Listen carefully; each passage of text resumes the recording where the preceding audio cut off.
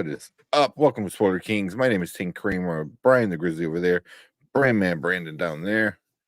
And yeah, man, we're gonna have a good show today. We're gonna talk, hopefully, maybe Beekeeper towards the end. Liking this storm? Storm, nice. the classic. Very nice. Oh, very nice. Storm. Yeah, I was like, man, I saw this. I was like, man, I gotta get this. This is crazy. Where'd you find that? I was just looking online and someone had it. I was like, oh man, and Amazon. Very nice, very nice.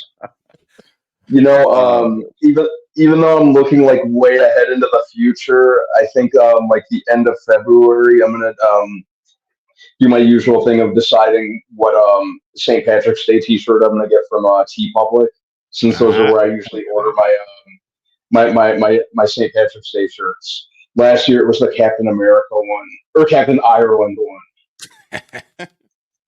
That's not bad. That's pretty good. Yeah. I like that one. Yeah, it was like a classic like 60s style shot of Captain America throwing his shield, but he was all in Ireland flag colors, and the shield was the colors of the Ireland flag. Okay. Mm-hmm. That sounds pretty awesome, actually. All right. Hey, I was at Half Price Books the other day, and I picked this copy of The Boys up. Oh, nice. So now I have, was it 1, 2, 3, and 4? Mm-hmm. So that's pretty awesome. I was like, hey, and it was $4. I was like, let's go. You must have saw me coming. You can't beat that. I got that. I got another copy of Avengers Endgame and got the Matrix. Got another copy of the Black Panther. Just in case, you never know. You never know if my primary copy goes out. I gotta have a secondary one just in case. That's why I have 3 copies of The Lion King. You just never know. I like that. Just in case. Or have one in every room just in case you want to watch it and you don't want to leave the room. Just reach up anywhere I am and just find it. What's going on, Matt? What's up, Matt?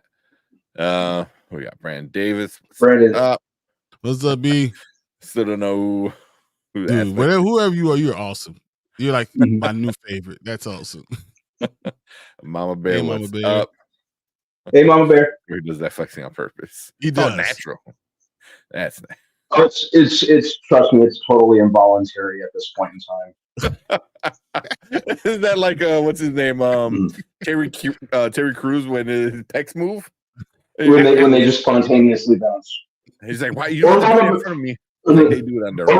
Or Mama Bear, it might just be all for you. You know, you never know. Yeah. That's what I'm going with. I like the Packers. Hey, Derpy, me and you gonna fight. By tomorrow, man. I was like, look, I'll just tell Take off the air. Hey, I benched 405 twice on Saturday. I'm coming after you. On the upside, at least it wasn't like the slaughter that I was fearing it would be, or I assumed it would be. I didn't think that, but I knew once they said our center was out and Jalen Johnson was out that we were in trouble. Brian be flexing. I don't be flexing out. Brandon be like point things out. How do you like my Let's see. Man, so I saw what Met Film Show said. He goes, you see the logo for Venom 3 and for Bad Boys and for Karate Kid. So actually just now. Yeah, I saw it. Yeah, I want to see Bad Boys and Venom. I haven't seen the other ones. So it's not the best picture. But it's just Bad Boys 4, Venom with the 3 behind it, and the Karate Kid with like the sun. I mean, that's synonymous with the Karate Kid. Pretty standard. Yeah. Yeah. And this is at the CES 2024. So yeah, I don't know. Unless you saw a different one. It's the only ones I've seen. Yeah, the Venom 3 there. Probably shouldn't be scrolling on on Twitter or like that. But we're probably going to be doing a lot of stuff anyway. Why not? Right. Yeah. Well, I saw I need like a booby to pop up or something like that. It is Twitter, so you never know what you want to get. It's like a box of chocolates, guys. Yeah, that's funny. That is good. Yeah, but yeah, like I mean, the Frozen Empire. It's kind of exactly what you would think. If I was making a thumbnail, it would probably be exactly that. Just that. Yeah, but yeah, the Karate Kid one, that's has the very vibes. Bad Boys 4 is. Why would you name Bad Boys 3 Bad Boys for Life? Because they thought that was the last one. No, it's never. You never make a short-sighted decision like that. Yeah. Well, hopefully they do something different with it. It wouldn't be the first time we've seen. We're still a couple months out before Bad Boys and Venom. So for all we know, there might be a subtitle or like a different title. I hope. I think. I think they're gonna. Martin's gonna get slapped by Will Smith. Oh yeah, definitely. Just make fun of it. Just fun of it. Just make fun of it. You might as well. Yeah. At this point, you have or to. have Martin Lawrence slap Will Smith just to he's like snap out of it and he slaps him back and it's just to make fun of it, like to get that slap back. You know what I'm saying? Like it's just. I think it has to be Will Smith. It would have to be Will Smith to Martin to. What if Martin slaps Will Smith and Will Smith's like, I deserve that. That's all you gotta do, and that's all you need, right? That'd be funny. That'd be funny. That would be pretty funny. Everyone else would be like, what? That would be too funny. Hey, what's up? Hey, got them laughing. Oh man. I hear you saying Bad Boys 4. What would be the movie title blunder of the decade? Seriously, man. Seriously, Xavier, you're 100%. That's because you could have done something else with 3. Yeah. I mean, especially if you're doing a 3, you are this close from being a 4. Just keep it in your back pocket just in case. I thought they didn't think it was going to be great, and then they just didn't. I think it was short-sighted. I think exactly what you said, just short-sighted. You were just saying that just made me realize I don't have this movie, so I'm going to order it. Nice. Ended up liking Bad Boys for Life a lot more than I expected to. I think that was it was good. So it was really good.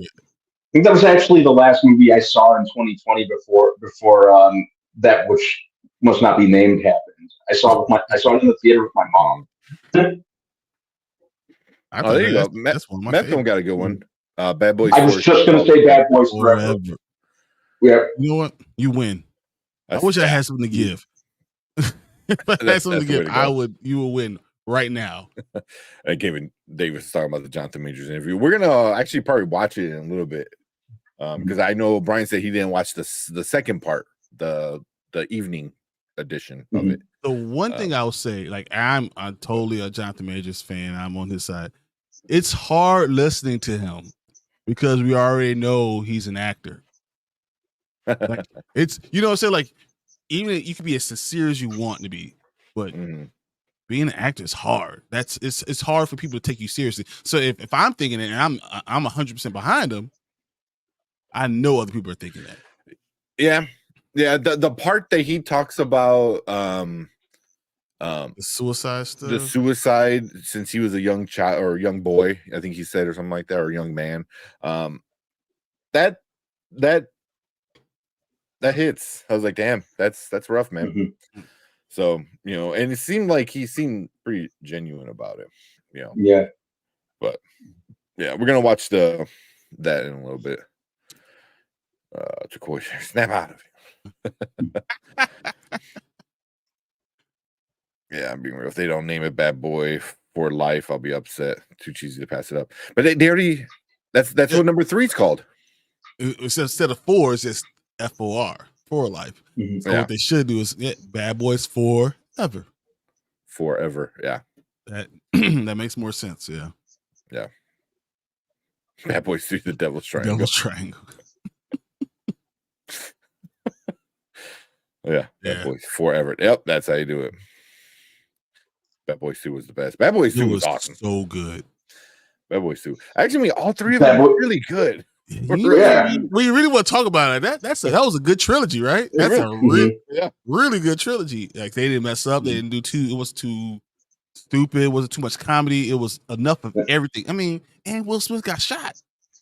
Mm. I mean, come on. That's just. I mean, we all wanted to shoot Will Smith at one Was point. that the one with Gabriel? That one was whack. Are you thinking about Bad Boys 2, or are you thinking about the show He said because LA's Bad Boys Finest? 2 was the best, and they said on Gabrielle, he said that one was whack. I don't think that was whack at all. I enjoyed it. I didn't watch LA's Finest. The show, right? With her? Yeah. Yeah, I never made it to that, but I love Bad Boys 2. It was over the top in all the right ways. Yeah. It kind of needs to be a little bit. Yeah, Bad it was Boys essentially Last Ride. I like that one. It was essentially like GTA the movie before Crank came along and became GTA the movie. You know? Yeah. Will slow mo. Oh, with the slap. That'd be Yeah. You just see all the ripples. You see a ripple? Like, spit your flying out. He goes, snap out of it. What's wrong with you? And he's like, Brad Davis really don't like number 2. He see Will Smith rubbing his face. He's like, yeah, you right. My bad. Yeah. It looks like directly at the camera. There's no way to escape from Jada. No. Yeah. I like that one. Bad Boys 4. It's different. Oh man, I don't know if you can do that. Yeah. Dude, I'm telling you, she's everywhere. She's the bad guy of the movie. That'd be hilarious. If she's like the bad guy. But she's like dressed up like in that picture where she looks like fucking Dude, why did I think that was like Pitbull or I thought that was Pitbull or Fat Joe on like Nutrisystem or something. Yeah.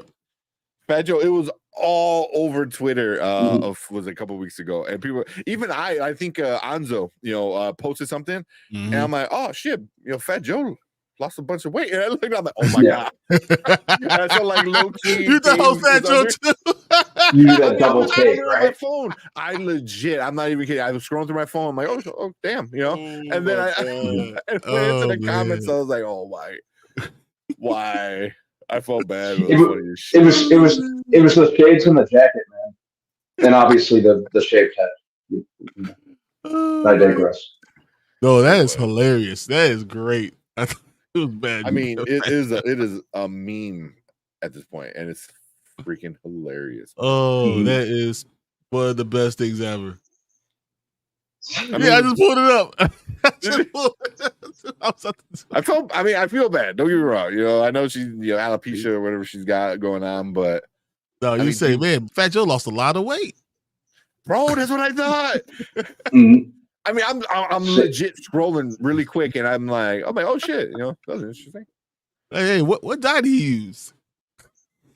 I mean, granted, Fat Joe hasn't been fat in a while, quote unquote fat, but yeah, so she looks like skinny Joe. I like Slim Joe. Oh man, that should have me rolling. You better watch out. You can't say this too much. Will Smith gonna come get you. I know, through the screen. He's probably laughing right now. He would watch us. He'd be laughing, and then he'd be like, "You look at her." I think at this point he's like, "Nah, that shit's funny. Shut up." Yeah, right. She'll give him a look. It don't matter. He'll just be she slaps in control. I can't help it. I don't want to slap him. Leave me alone. Bald people are always evil in movies. If she's the evil way, she's Dr. Evil. She. I want to blow up everything unless I get 1 billion followers. On the Red Table Talk. I was gonna say, what's the dude? She was mentioned with August. He's mini me, little mini me, like. Oh man, that's bad. Nah. Do you think Deadpool 3 will get a subtitle or just be called Deadpool 3? I hope it gets a subtitle. I'm just not sure what. But I hope it gets a subtitle. Yeah. I heard it'll be a subtitle with it, and that we'll know about it during the Super Bowl. Oh yeah, that's the best way to do it. Well, they did something for the Golden Globes. He accepted like some award or something. I didn't watch it. Award, like it. Yeah, I watched it. It was pretty funny. Was it? Yeah, but the MCU is pretty good at not calling something like number 2, number 3. Like they give it a name, like its own kind of name, So except for Iron Man is the only one that I can think Iron of. Man 2 and 3. Yeah, yeah. They besides Iron Man, I can't think of another movie that they've done. Yeah, I can't even. I'm not even sure I count Guardians of the Galaxy Volume 2 and Volume 3. Yeah, that's good. No, that's good. Yeah, I guess. Yeah, you count that one. Wow. They even recognize her in that pic. That no one did, man. That's exactly. People will go see Bad Boys 4 at theaters no matter what the rumors say about Will and Jada personally. Oh yeah, yeah. And I think it'd be great for Will. It'll be great for Will. He needs I mean, because think about what Will kind of brought back Chris Rock. Chris Rock's career was over, and now he's doing all this Netflix stuff. He's back touring again, and him with Kevin Hart and him with all. He's brought him back. Like his career has been rejuvenated because of Will Smith. He's hanging out with what's her name? Kanye's ex-girl. What's Khalifa's ex-girl? What's Khalifa? Come on, guys. Kardashian? No. Well, who the hell? Oh, you don't remember? She's an ass model too. Yeah, she an ass model. I know this. Kanye's new wife looks like his old wife. No, she looks like great values. Yeah, no, yeah, definitely. No, I'll slap her and take her man. The last one that Kanye was with that I really paid attention to is when he's with the one girl from Uncut Gems. Oh yeah. Yeah. Oh, Amber Rose. Amber Rose? Yeah. Yeah. Chris Rock and Amber Rose been together. Oh yeah. Amber Rose. Yeah. They've been seen around New York, doing stuff. Yeah. See. Yeah. I'm gonna save that one for a second. Miller saying stop. You stop it. Can't stop, won't stop. Are we talking about Cats at Night? Am I ready? We could a little bit, We start talking about Cats, man. It really. I watched all 2 hours and 40 something minutes of it. You know what my problem is? I feel like a lot. Everything. A lot of he said he was true, but a lot of that he said that was true was already known. Like the Mark Curry stuff. Yeah, I've known that since 1990. 99, 2001, 2002. Like everyone knew he stole that. Hanging with Mr. Cooper. I used to watch Hanging with Mr. Cooper, and it started the Steve Harvey show right after it, and he was doing the same stuff. The same thing. Oh man! And then Mark Curry did a special like in like '96 where he talked about like Halloween. He's like, "Oh yeah, I wore these 3 boxes. That was my Halloween outfit." Mm-hmm. Like, yeah, I didn't even know. And then Steve Harvey said the same thing on his show in like 2005. Yeah. So like, it's like this stuff he's been stealing from Mark Curry for years, man. So that's. He called out Cedric, too for stealing, and then all the clips came out of him stealing. So, but they all steal. That's why I don't know when you making your set. But usually they'll purchase it for someone else. They all steal. That's what it's like. Yeah. Like he's saying stuff is like, oh yeah. I think, but he also said like they're not stand-ups, and which is true. Why? And that's why he also didn't go after DL. He's like DL's stand-up. He goes Cedric is not DL a stand-up. DL would kill him. Probably that's it. That's the difference. You won't be real. Why do you go after Cedric and entertain? Because he is a walrus sitting like this because he's old and he's fat and all that. That's him. Why do you go out to Steve Harvey? Because he's he's America's sweetheart now, and he's cut his hair and all that. He has all this other stuff that's going on. You go after DL Hughley, you better be ready. You better have some gangsters. Mm-hmm. Oh yeah. DL Hughley, first he's gonna slap you and then he's gonna kill everybody around you. And he's gonna say he's gonna go repent. Like that's what it's literally gonna happen in that order. You don't mess with DL Hughley. But even like, I mean, like you even said on the Kings of Comedy, you know, like, oh, excuse me, the funniest ones were Bernie Mac and DL. You know, like, Kings of Comedy. You know, Steve Harvey but that was was funny. just He was engaging. And they took turns. The problem with Steve Harvey was that he was just an asshole. Like he was mean to Bernie, and he was doing all type of crazy stuff, and he was jealous a lot. You know, but they all did this stuff. There were nights that Bernie didn't close the show. Sometimes Cedric closed the show. There's sometimes that they all took turns. And the problem was that, you know, I think Steve Harvey's ego got in the way. Oh, 100%. Yeah. 100%. But DL Hughley's hilarious. Yeah. He was good. But yeah, you know, a lot of what he said, you know, was good. A lot of it might have been a little exaggerated. You know, and props for Shannon Sharp for just kind of not getting in the way sometimes. just let him go. Just let him go. That's really hard because, you know, like if you're talking about my friend, you say something about my friend, guess what I'm going to do? I'm going to defend my friend. And, you know, he didn't say that, oh, yeah, all this is true, but he let him just say what he's going to get out, you know, so. Yeah. Well, not everyone's saying that after this Jonathan Majors ABC thing is to go on Club Shay Shay and do 2 hours there. You know, no, Jonathan Majors, you can't do that. That's what I hear everywhere. It's Jonathan Majors ain't doing that. I don't see it. I don't see it. Why did he go on ABC? Good Morning America? Because they own Disney. That's part of it. I think it's part of it. It's also edited. It's also, you know, I mean, I'm sure if Shannon was like we need to cut it, but you know, it's a longer format, which the longer you talk, the more relaxed you get and the more that could slip. You know, this was probably not that long of a conversation, you know.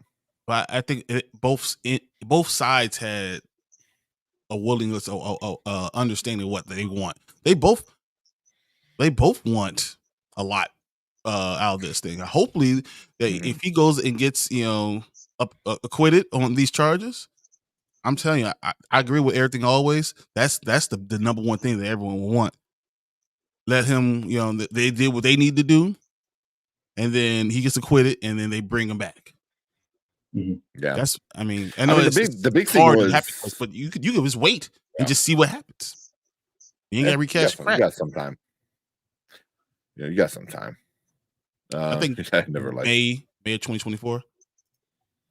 They start filming. Yeah, May 2024. You probably good. Till yeah. They said Kevin was just is a talent man, but dragging everyone in Hollywood just to get your point across. People will not want to work no matter how talented you are. It's just true. It's true, you know. But they're gonna stick their 7-year-olds on people. Yeah, you get beat up by another kid. Like, bro. Yeah. It's like, it's hard for me to even take you seriously. Like a lot of times, I'm like, dude, you got beat up by a 12-year-old, bro. How about you just keep other people's name out your mouth, even if he's right? Because I think a lot of stuff he said was right. But I heard Brandon T. Jackson is supposed to be going to sue him. Oh, really? Like so. You know, I think when you start off with truth, and then because you are a comedian, you are an entertainer, so sometimes it just kind of snowballs. Yeah, you want it to go. I know Deion Cole put a video out like confirming that like he just gives money out, like, you know, and he's like, and he gave an example, you know, young comedians, that just like, shit, you know, I'm not making enough money, you know, and then just have a woman come in, here's a shit ton of money, you know. It's just like, damn, you know, not a shit ton, but enough where you're like, you don't have to worry about, you know, where you're gonna sleep tonight. And because comedians, I know in certain places like make nothing. Nothing. You know how many times people get stiffed? Yeah. I mean, especially if you're doing like open mic or you're doing like a set trying to, like, you know, get better, you'd be lucky to make $100 some places. Who was that? I think it was it Chris Rock that said that he used to go when he was in New York and he'll go from club to club. It might be Dave Chappelle. Went from club to club to club to club to club, and he'll do like 10 sets in a night, and just go from each the next to the next one and work it all the time. And and a lot of times he didn't get paid for it, but he was just trying to hone his craft, trying to get better at it. Yeah. Stand-up comedians are amazing, and I was actually surprised that they were at the Golden Globe, and then Ricky Gervais won. I was like, all right, okay, you're the one who won best stand-up comedian for the year. Okay, yeah, okay, which is we're gonna get into some of the Golden Globes because some of them are like good predictors, and some of them are like what really that guy. But it did look like Oppenheimer was going to do some damage. No. Oh yeah, I feel like that went without saying, right? They're just gonna sweep it. It's gonna do a lot. Mm-hmm. I can believe it. I can believe it. Yeah, but it was a slow year. It had to be for Ricky Gervais to win. Yeah, it was like a good 3 years doing stand up. Yeah, it's hard. I mean, that's just. Can you imagine? That's the one job that's like you just sitting there with you battling against the crowd, and you just hoping that things hit. Who knows? Yeah, I don't know that, but there's not many comedians from Chicago, so. Well, I mean, the goats, Bernie Mac. So I mean, that's the thing when you have. When you have a goat, the circuit is not the same, but because you have to go to New York or you need to go to LA to really do a circuit like that. But you can hone your skills in Chicago. I mean, you can do some of these clubs. Just like the cities out here. I mean, you got a lot of stuff that you can go do. The Golden Globes don't have a lot of overlap with the Oscars. Not overlap as in who's the winners, but a lot of overlap of like who's going to because the way they do the categories is stupid. Like best comedy / drama. I was like, what? Yeah. It's like they do weird, stupid things like that. But you see like certain trends, on who gets nominated a lot and stuff like that. So like obviously like Poor Things was gonna be big. Oppenheimer, like you said, Flowers of Killer Moon. Killers of the Flower Moon. Yeah, that was I was happy to see her. Lily Gladstone doing well, and her speech was pretty cool. So yeah, even though I don't think that what she said actually happened, but cool. yeah. Like I agree. Yeah, Lala swept the Globes. Fableman's Banshees of Insurance were winners of the Globes last year. Yeah, and everything. Yeah, so it was like, but all those movies, La La Land, Fableman's Banshees of Insurance, those are all up for a bunch of awards. Yeah, so it's not a guarantee that if you win this, you win that, but it's a good indicator that you're gonna see a lot of the same movies. Part of the group of the ones that actually win. Yeah.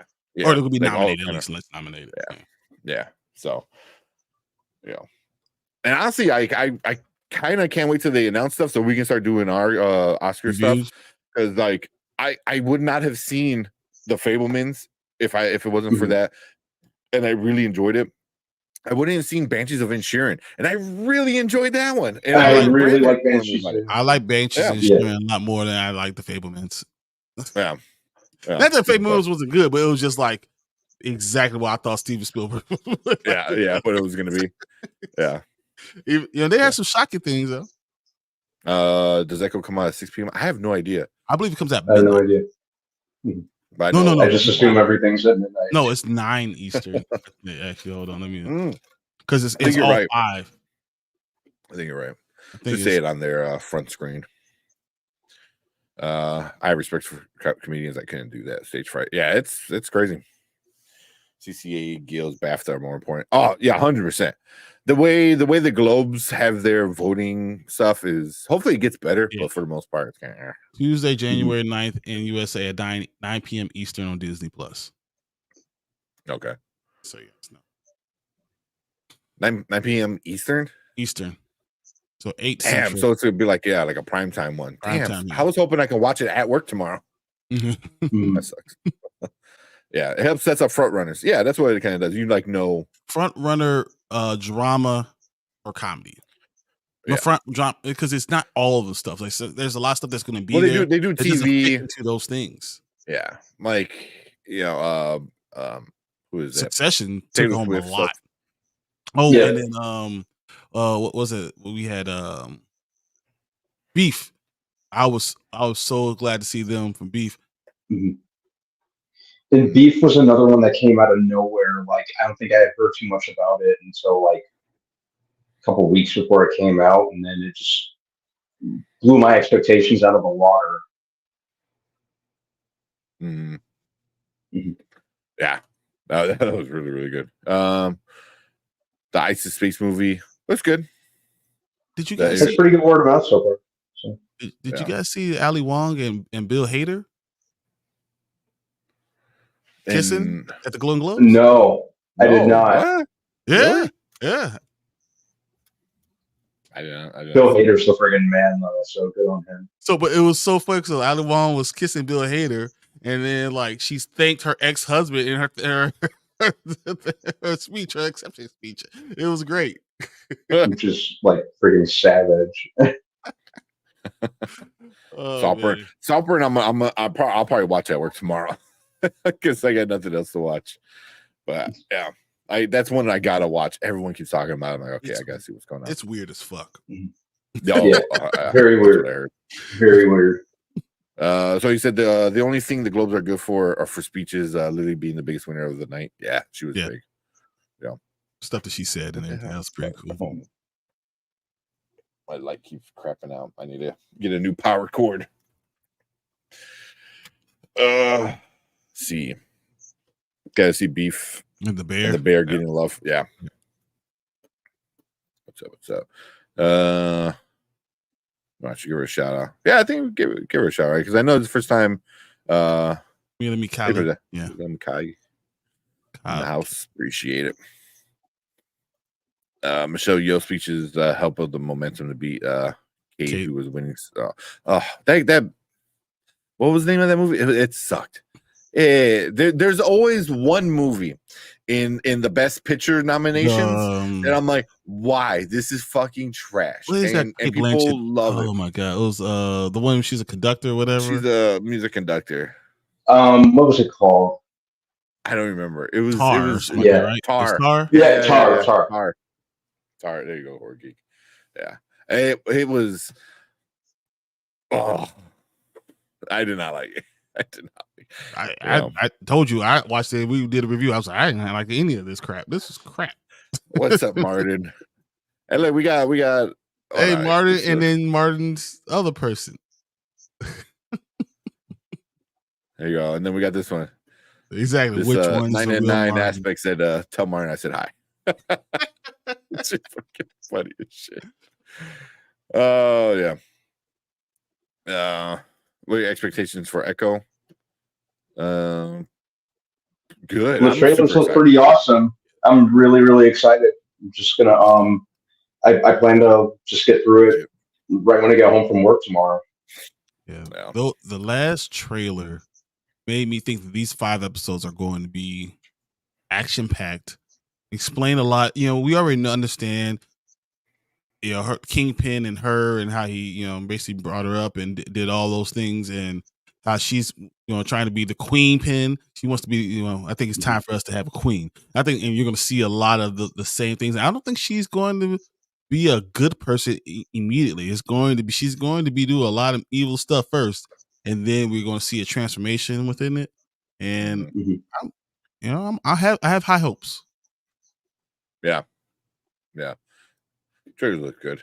And then Horgy said, same with Elvis being the worst. That was something, man. Elvis was something. I've learned my lesson. I can't say anything about Elvis. Yeah, I know, right? I guess none of us can get all the hate. Get all the hate. It's like Ray Charles loved him. Yeah, I like Beef. Beef was good. How's it going, guys? I'll be the minority who admits he didn't like Everything Everywhere. Oh my god, really? That hurts, man. That cuts. It's like Oh, and then, I mean, I respect it, but you know, I actually did love it. I didn't think it was as good as everyone was saying it because everyone was saying it's the greatest film ever. But I thought it was the best film I saw that year. I don't know if that's disrespectful. You know, it's like you know, like I think it was the best film that I saw the entire year. I just don't know. It was like everyone's like, "This is the greatest thing ever." Like, I don't know if it was the greatest thing ever. It was just good. It's Very, very good. Yeah, it's definitely one of my favorite movies now. It's not in my top 10, but it's something I enjoy watching. It's a really, really good movie. Plus, it was the multiverse movie that Multiverse of Madness failed to be. Yeah, for being honest. And also, Travis, email us, man, so we can send you your gift. Yeah, let me know. You're the only one. So apparently, guys, I sold my house, so I got to start packing up. So you start to see finally. I'll start putting some of the stuff. I won't buy more stuff. Well, actually, I bought 2 more. But those 2. How does it keep getting more packed? It's every day. But after those 2, I got Dr. Manhattan and I got Rorschach. Oh.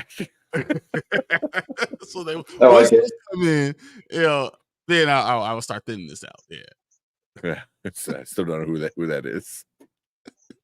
That's just funny, man. Oh man. So I'm convinced once the list comes out, we'll understand why some people are big players in Hollywood. Like the list. Yeah. The list. Yeah.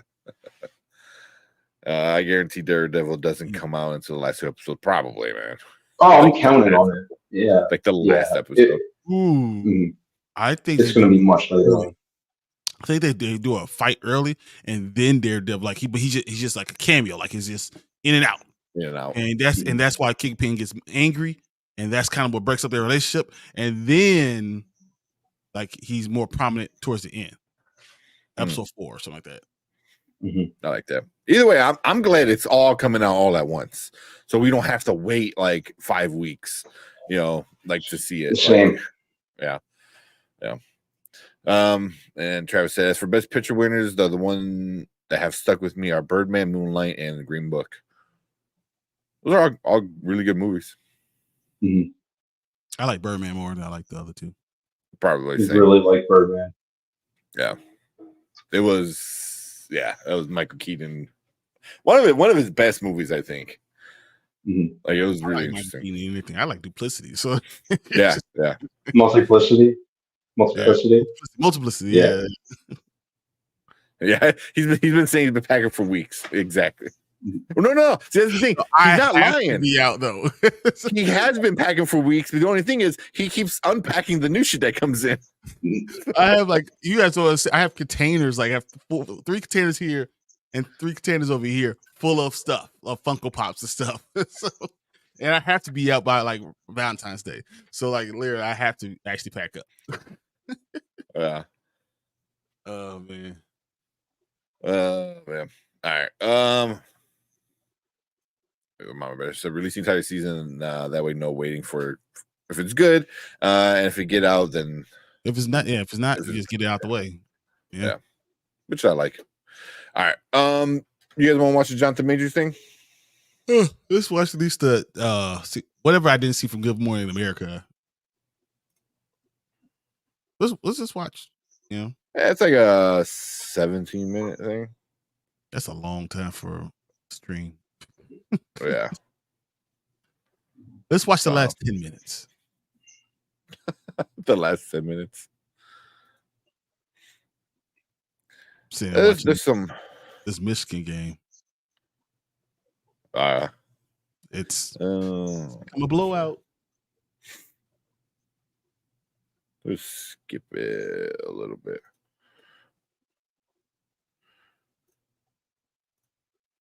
So this is from earlier this evening. So he was on Good Morning America, and really all they did was play 2 clips from this interview, from this whole thing. But yeah. Is that what you boys are watching? For a little bit. But not too long. Yeah. Not all night, though. No. Let's see. Based off the evidence. Assault and 1 count New York City police so and we already got some stuff. 1 count of assault and 1 count of aggravated harassment, meaning the jury didn't believe he assaulted her intentionally. Your reaction to that verdict? Shock. I was absolutely shocked, and afraid. I'm standing there, and the verdict comes down. I say, how is that possible? Based off the evidence, based off the prosecution's evidence, let alone our evidence. How is that possible? After the verdict, in a statement, Yeah, so I'm going to probably pause it every now and again. I mean, I think that's what I really wanted to hear. How upset were you about this whole thing? Because One of it, yeah. I based on the evidence, I thought that he was, I told you I thought it was gonna be mistrial. At least like a hung jury or something like that. Like, but I like watching the videos and stuff like that. Everyone is making fun of him running and shit like that. But I don't get how. I mean, at this point, it's not a domestic violence thing anymore. Like it's where we're way past that. Like all those charges have been dropped. Now it's just like, did you harass her in any way? Yeah, but the problem is, when you have such a vague charge, anything with harassing will work. And the fact that you pushed her back into the car, that's enough.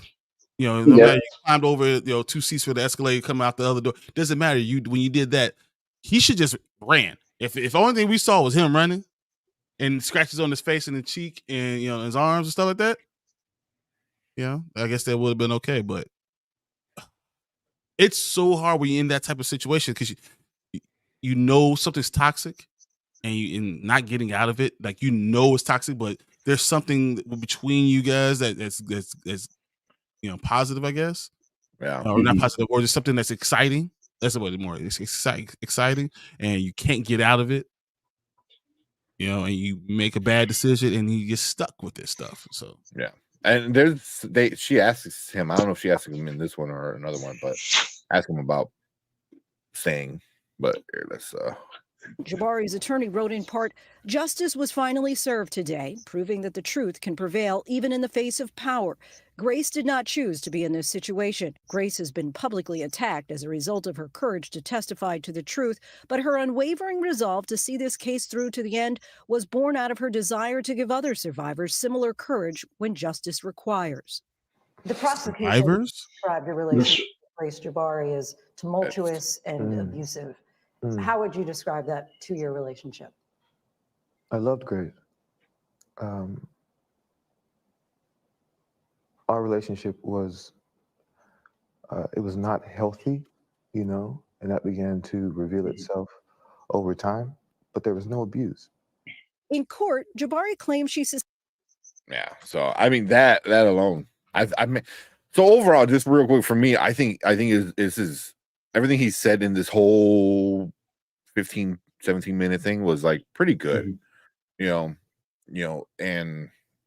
so like Mama Bear, like everyone's like Amber Heard 2.0, but at least like with Amber Heard, like what's his name, like did some crazy shit too, but obviously Amber Heard did like the craziest shit, literally. So where Jonathan Majors, I think, was just, I think he wanted to be like a strong relationship, and he talks about it, and that's one thing that they bring up. But I think he wanted to be one of that power, like power couple kind of thing, like a power couple, like we're taking over kind of stuff. And she had ask her to be Coretta Scott King. Coretta's probably like, dog, keep my name out y'all mouths. Yeah, Why y'all bringing me up every single time? Yeah. So I don't know if we'll get to that part, but there's a part that he talks about it, and he explains his whole thing about that audio. And he said he was using them as examples. But when they bring up Megan Good, because Megan Good's here in that room with them, they cut to her a few times, and one of my favorite, and Chillmonger, I know he's probably on somebody else's show talking about the same thing, but Chillmonger put up a tweet, and I 100% agree with him that one of the best parts of this entire interview is when he says she's just like Coretta.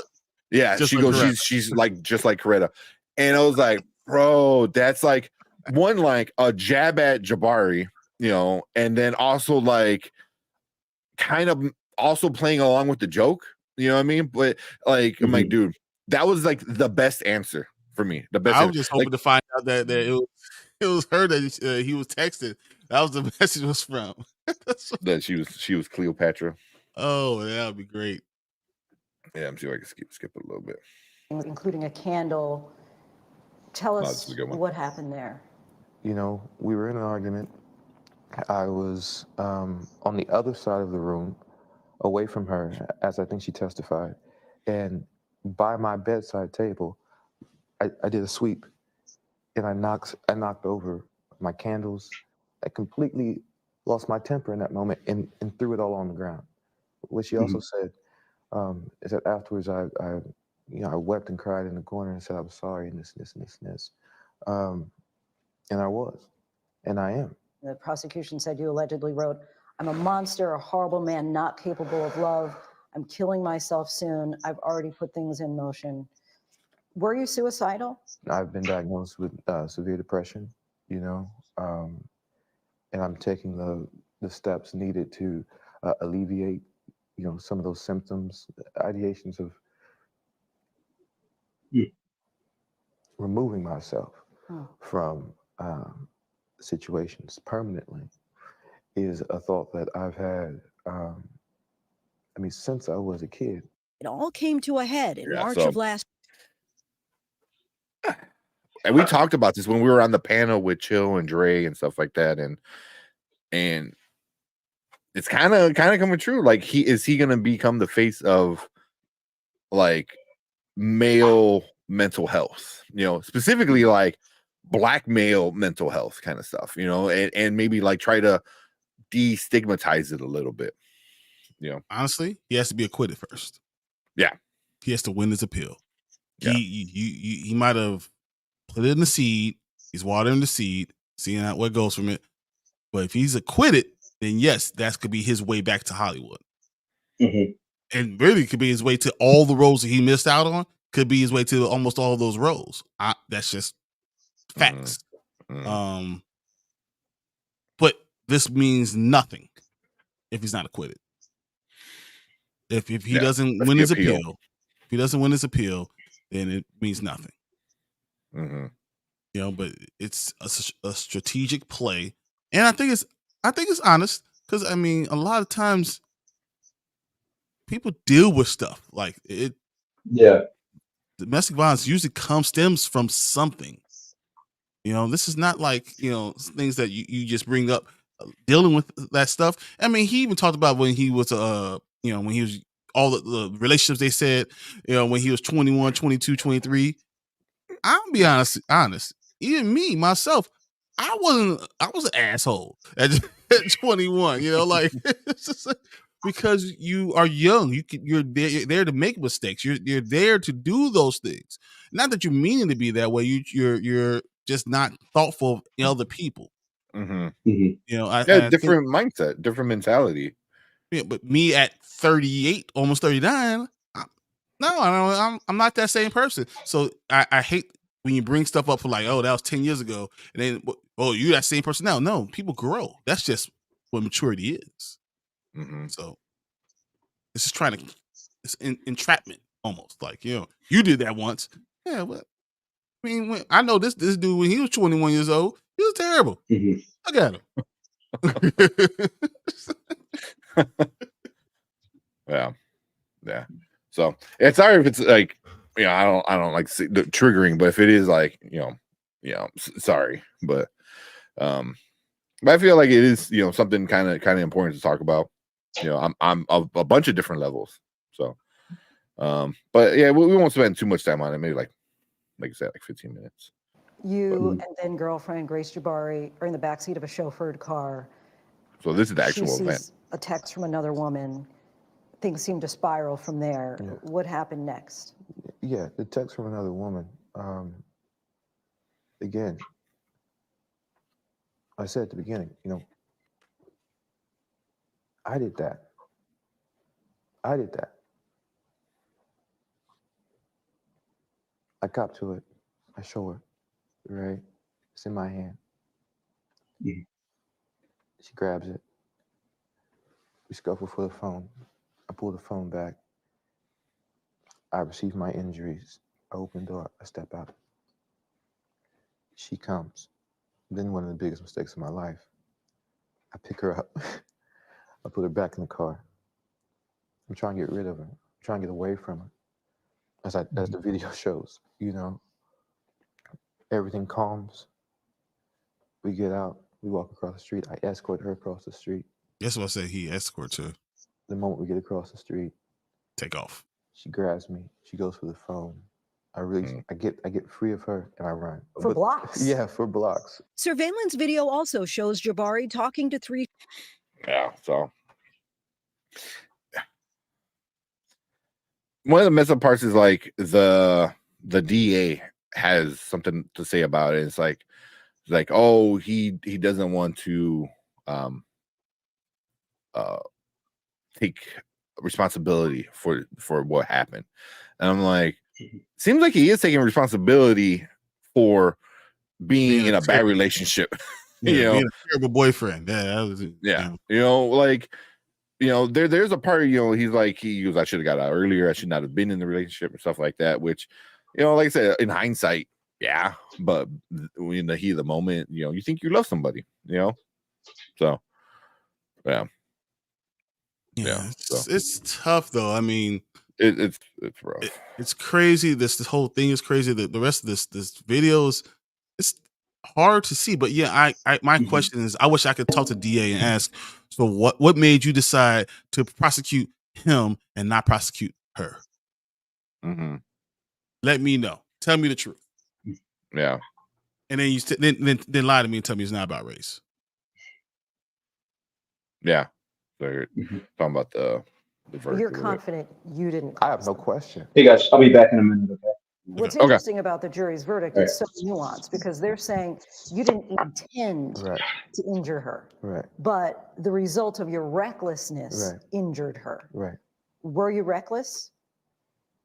I was reckless with her heart. Not with her body. Not with her body. But never hit a woman. Never hit a woman.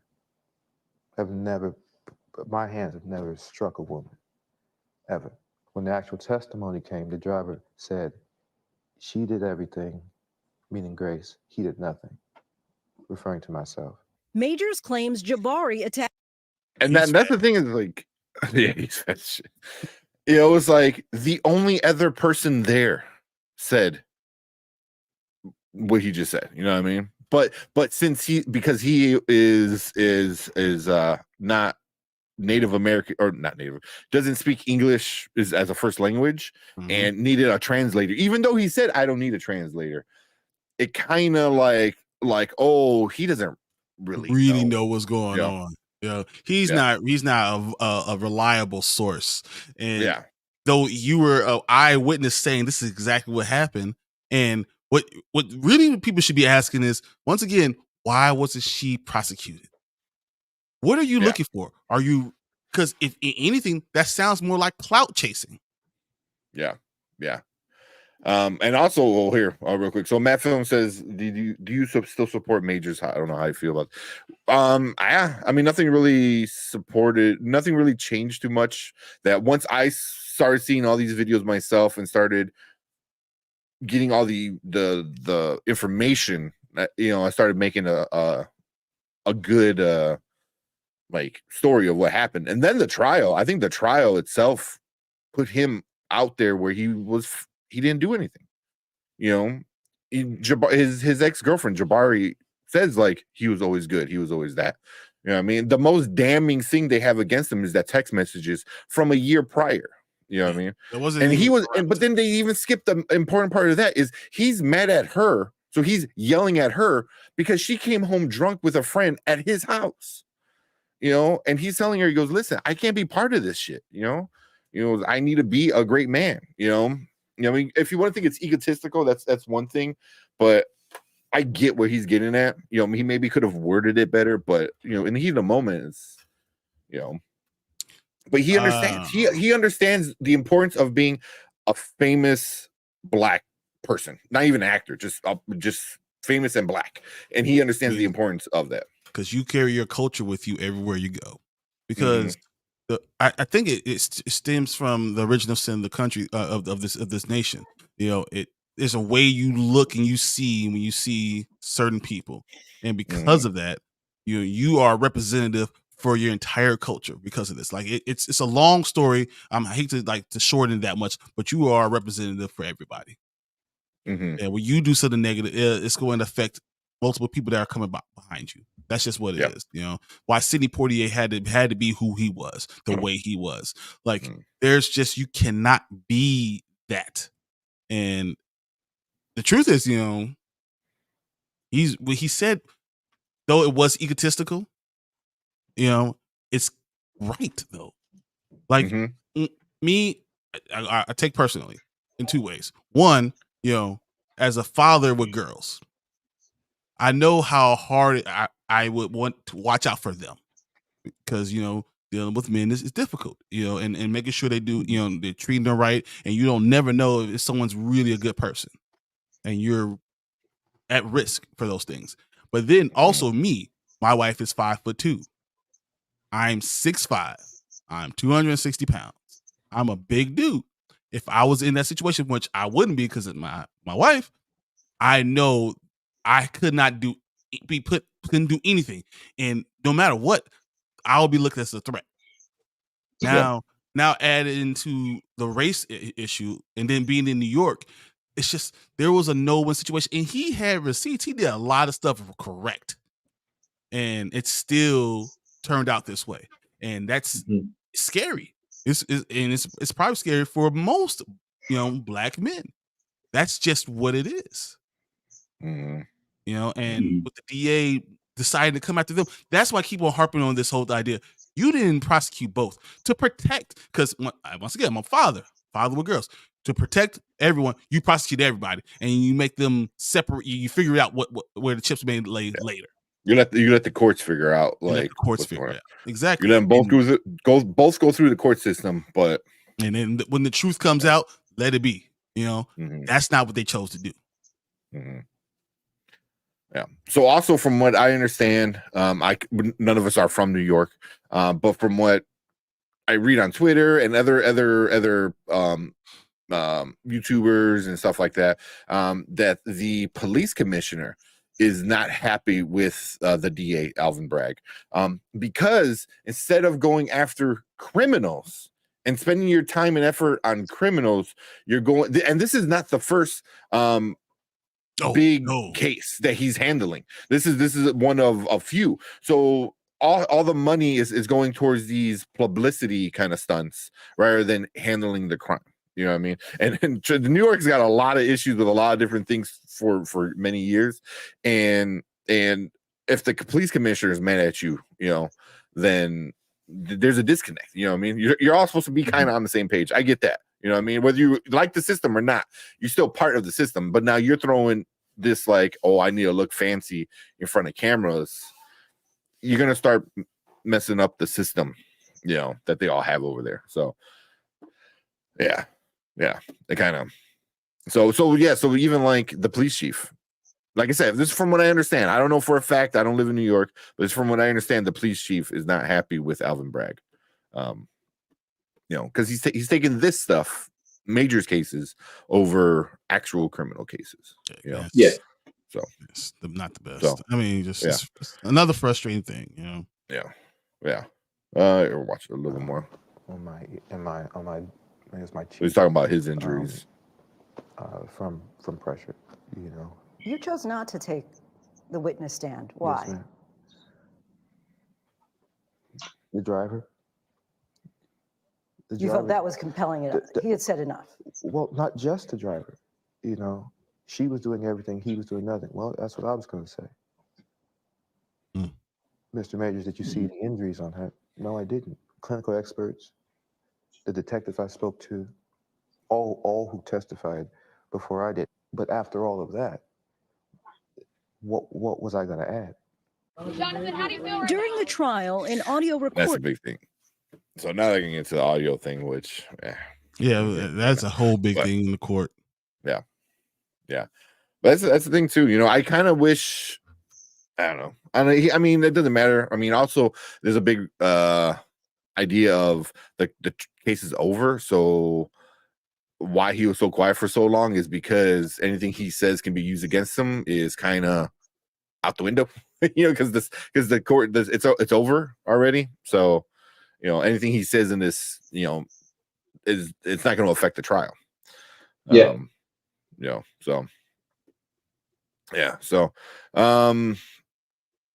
here's the audio from a year prior, not even the day of the actual fight and stuff like that. This is the audio from the year before.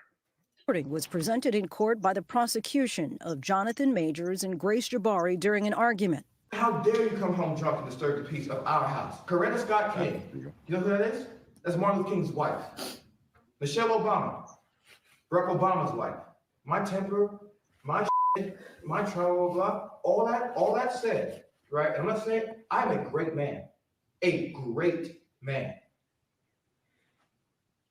I am doing great things, not just for me, but for my culture and for the world. That is actually the position I'm in. The woman that supports me, that I support, that needs to be a great woman.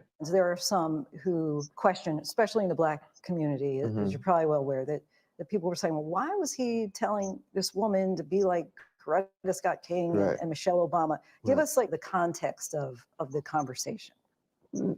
It was me trying to give an analogy of what it is I'm aspiring to be. These great men, Martin, President Obama, and trying to give a reference point to that. I was attempting, and I did a terrible job at it, apparently. I was attempting to motivate, to enlighten, to give perspective as into what it is I was hoping to get out of the relationship. I think that's fair.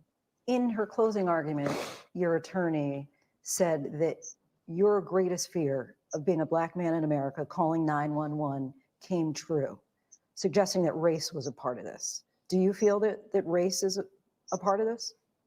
I mean, of course it is, without question. I mean, that quote unquote guilty verdict, guilty verdict, no quote unquote, you might as well put that on my birth certificate. You think a white man facing the same allegations would have been arrested, charged, convicted? I'll take it further. If you watch those videos and you reverse that, and you saw a Black man chasing a young white girl down the street, screaming and crying, that man is going to be shot and killed in the streets of New York City. That Black man will feel that. Manhattan District Attorney Alvin. Yeah. So I don't know, man. That whole stretch of stuff, because it's just a lot. You think I would have chased a white woman down the street in New York? It's pretty much my thoughts exactly. Oh, I've been shot so fast. That reminds me of that comedy sketch where he's talking about never trust a little white girl in the elevator.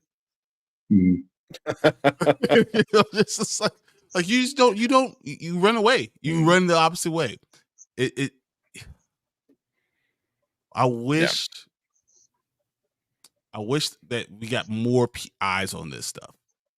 And I wish he was able to do this even during the trial, but I guess that would be jury tampering. But if he was able to speak about a lot of this stuff, you'll understand his perspective, and it'll be easier to understand for people that just don't understand. Like there's things that people don't understand, that we live in a different world as Black men. It's different. I literally was my little cousin. I took him to work with me today, and I was driving around with him because he just got his license. And I explained to him, we went through, how do you get pulled over? What do you do as a Black man? If you're getting pulled over, what do you do? And I literally went through it. I had him show me how you do it and how you take your wallet out, put it on on the dashboard. You got your proof of insurance, you put it on the dashboard. When you roll down your window, you put both hands on the steering wheel, because this is the procedure that's been passed down from culture, from everyone, from grandparents to parents to everyone. It's what you have to do. It's your responsibility, because that's how you're being seen as a threat. And when he says, is it about race? Yes, it's about race. It wouldn't have happened if it was different. It just never would have. Yeah. But that's the world that we live in. Yeah. I mean, so like me and my girlfriend were, we've been talking about this for a while and stuff like that. A perfect example, that how different everything could be is, oh man, I can't remember his name, but the athlete kid who raped the young woman behind the trash can. Well, I can't think of his name. And he got off. The dude, lacrosse? Not the lacrosse. That's a whole other thing. Not the lacrosse. It was the man. I am having a complete brain fart. What is his name? Brock Turner. Oh, Brock Turner. Okay. Brock Turner. Mm-hmm. This man was seen by two other men, literally raping a woman. You know what I mean? Young white boy goes through all the court and everything like that. Completely nothing happens. Nothing happens. He's the victim. How dare this woman take away his opportunity to be an athlete in college, or shit, like whatever, that bullshit that judge tried to say. So it's like, and I get why Jonathan Majors, you don't want to reference other cases because you don't want to put it on like that, but there's proof. It's like, for what's her name, the ABC chick, Lindsay Davis, even asking that question, it was like, you don't need to ask that question. There's trials. We've seen it already. We know this happens. That if you get like a young white man, especially from like a nice, rich, upper middle class family, he's gonna get away with it. He's gonna get away with it, and he's gonna get away with way worse than what this situation was. You know what I mean? And we've seen it. So I understand why she asked the question though, because the truth is, it's uncomfortable. It's an uncomfortable situation, and people like to avoid anything when it's talking about race.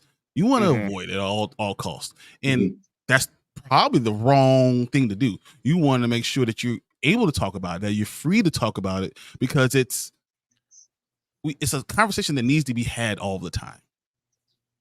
It should be it shouldn't be something like, oh, we don't talk about that, because then you never get to the root of the problem.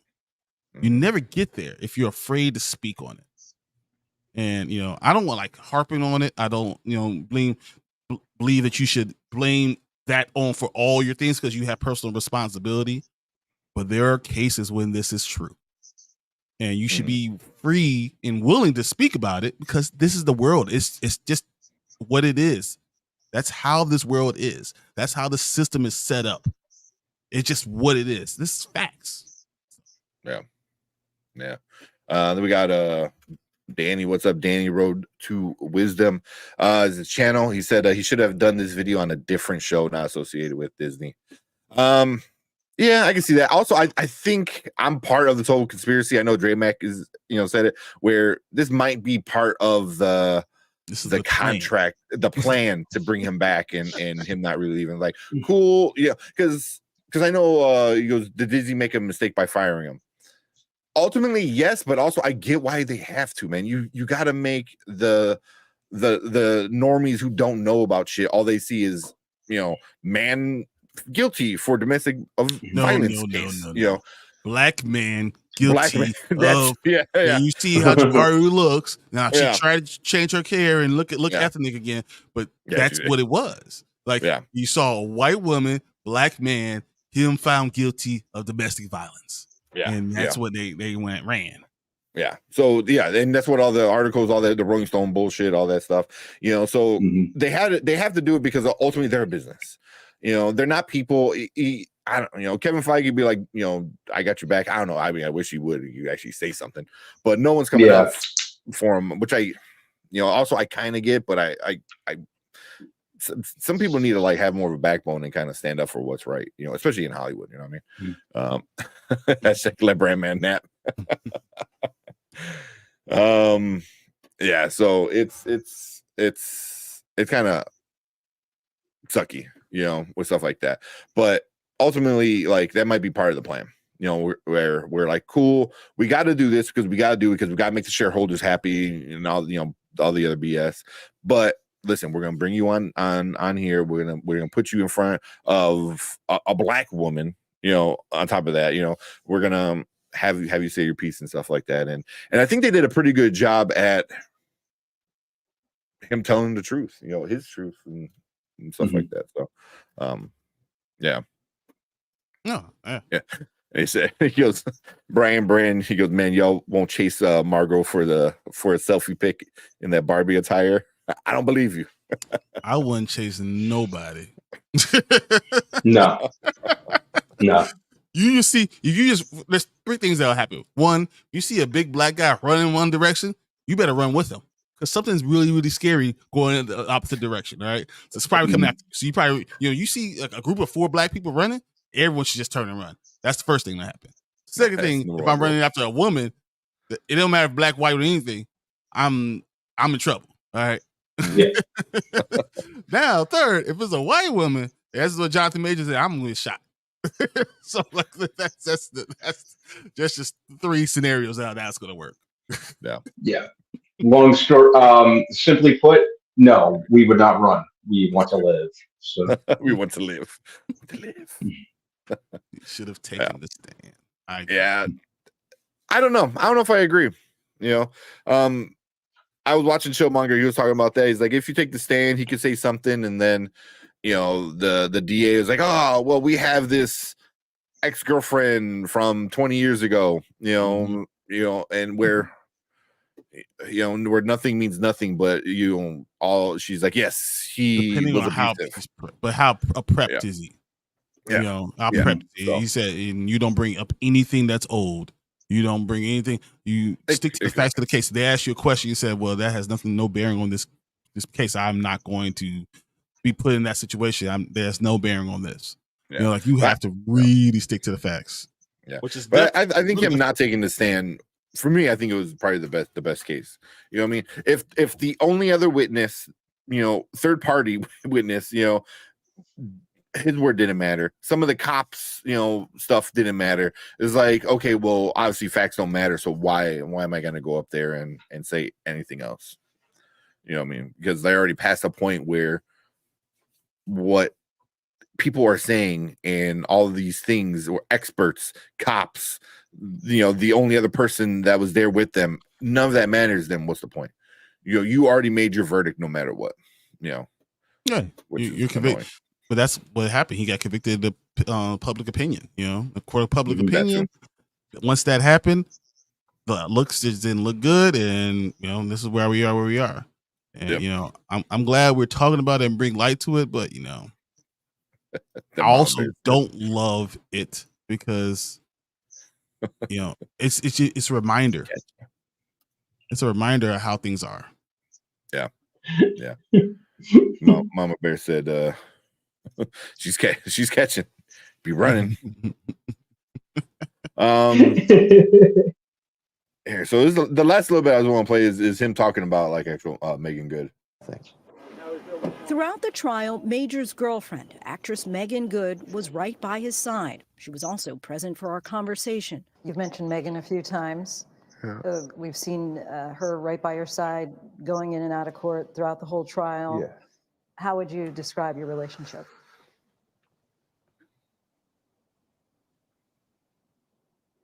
It's a miracle. She's an angel. She's held me down like a Coretta. I'm so blessed to have her.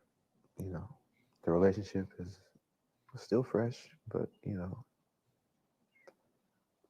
I think I found her. Yeah. The one. I hope she just stick with me. Majors' career as a rock. Yeah. So the rest is just kind of like talking about the careers. That was Yeah, the best and line. Like a Coretta. like a correct, and God. you know it. That definitely ties back to a lot of the things that we heard on the recordings with Grace Jabari. He mentions Coretta directly and Michelle Obama. So like you said, Tank. I think what he was really wanting was very much a power couple akin to like Barack and Michelle, that sort of thing. As his career was taking off before all this went down. So I think that's kind of what he, like you said, man, kind of what he envisioned relationship wise. Very much power couple. My question is, do you not know? Like, you ever seen those pictures that say, "What's different about these three pictures?" Like, you have these three pictures. Like, what's different about these? You go over a picture of Michelle Obama, over a picture of Coretta Scott King, and then there's something different about these three pictures, man. Could you put your finger on it? Could you figure it out? I'm just saying, man. Proud we should have looked in the mirror. That's your fault. Everything else I'll blame everyone else. That's your fault. Yeah. Man, I mean, but he did say a lot of it is his fault. Is being in this relationship, being put in that car when he should not have been put in the car. And then even that is like they came back from like some fancy like gala or art event or something like that. It was like from a fancy dinner or something. So it's not like they were out clubbing, and she still got drunk. Because when he went to the bathroom, she went and chugged like more alcohol. So it was like. I think the appeal will go in his favor, and I think things will kind of as soon as he actually sees, we see a appeal. So sentencing date's not for another month. Yeah. So unfortunately, we're going to have this conversation again in a month. I don't really love that. Does he get the appeal at least process going? He's probably already putting stuff in process, and they're probably saying we're going to wait till after we hear what everything is. Yeah. I think they say that in here somewhere that he's sentenced and blah, blah, blah. But he expects they are filing an appeal. So they haven't said if they already did. It made it seem like they will be filing an appeal. I'm sure it's time. You want to have all your ducks in a row. You want to have everything exactly the way you guys, it should be on the grounds of the fact that you didn't use sound on this video.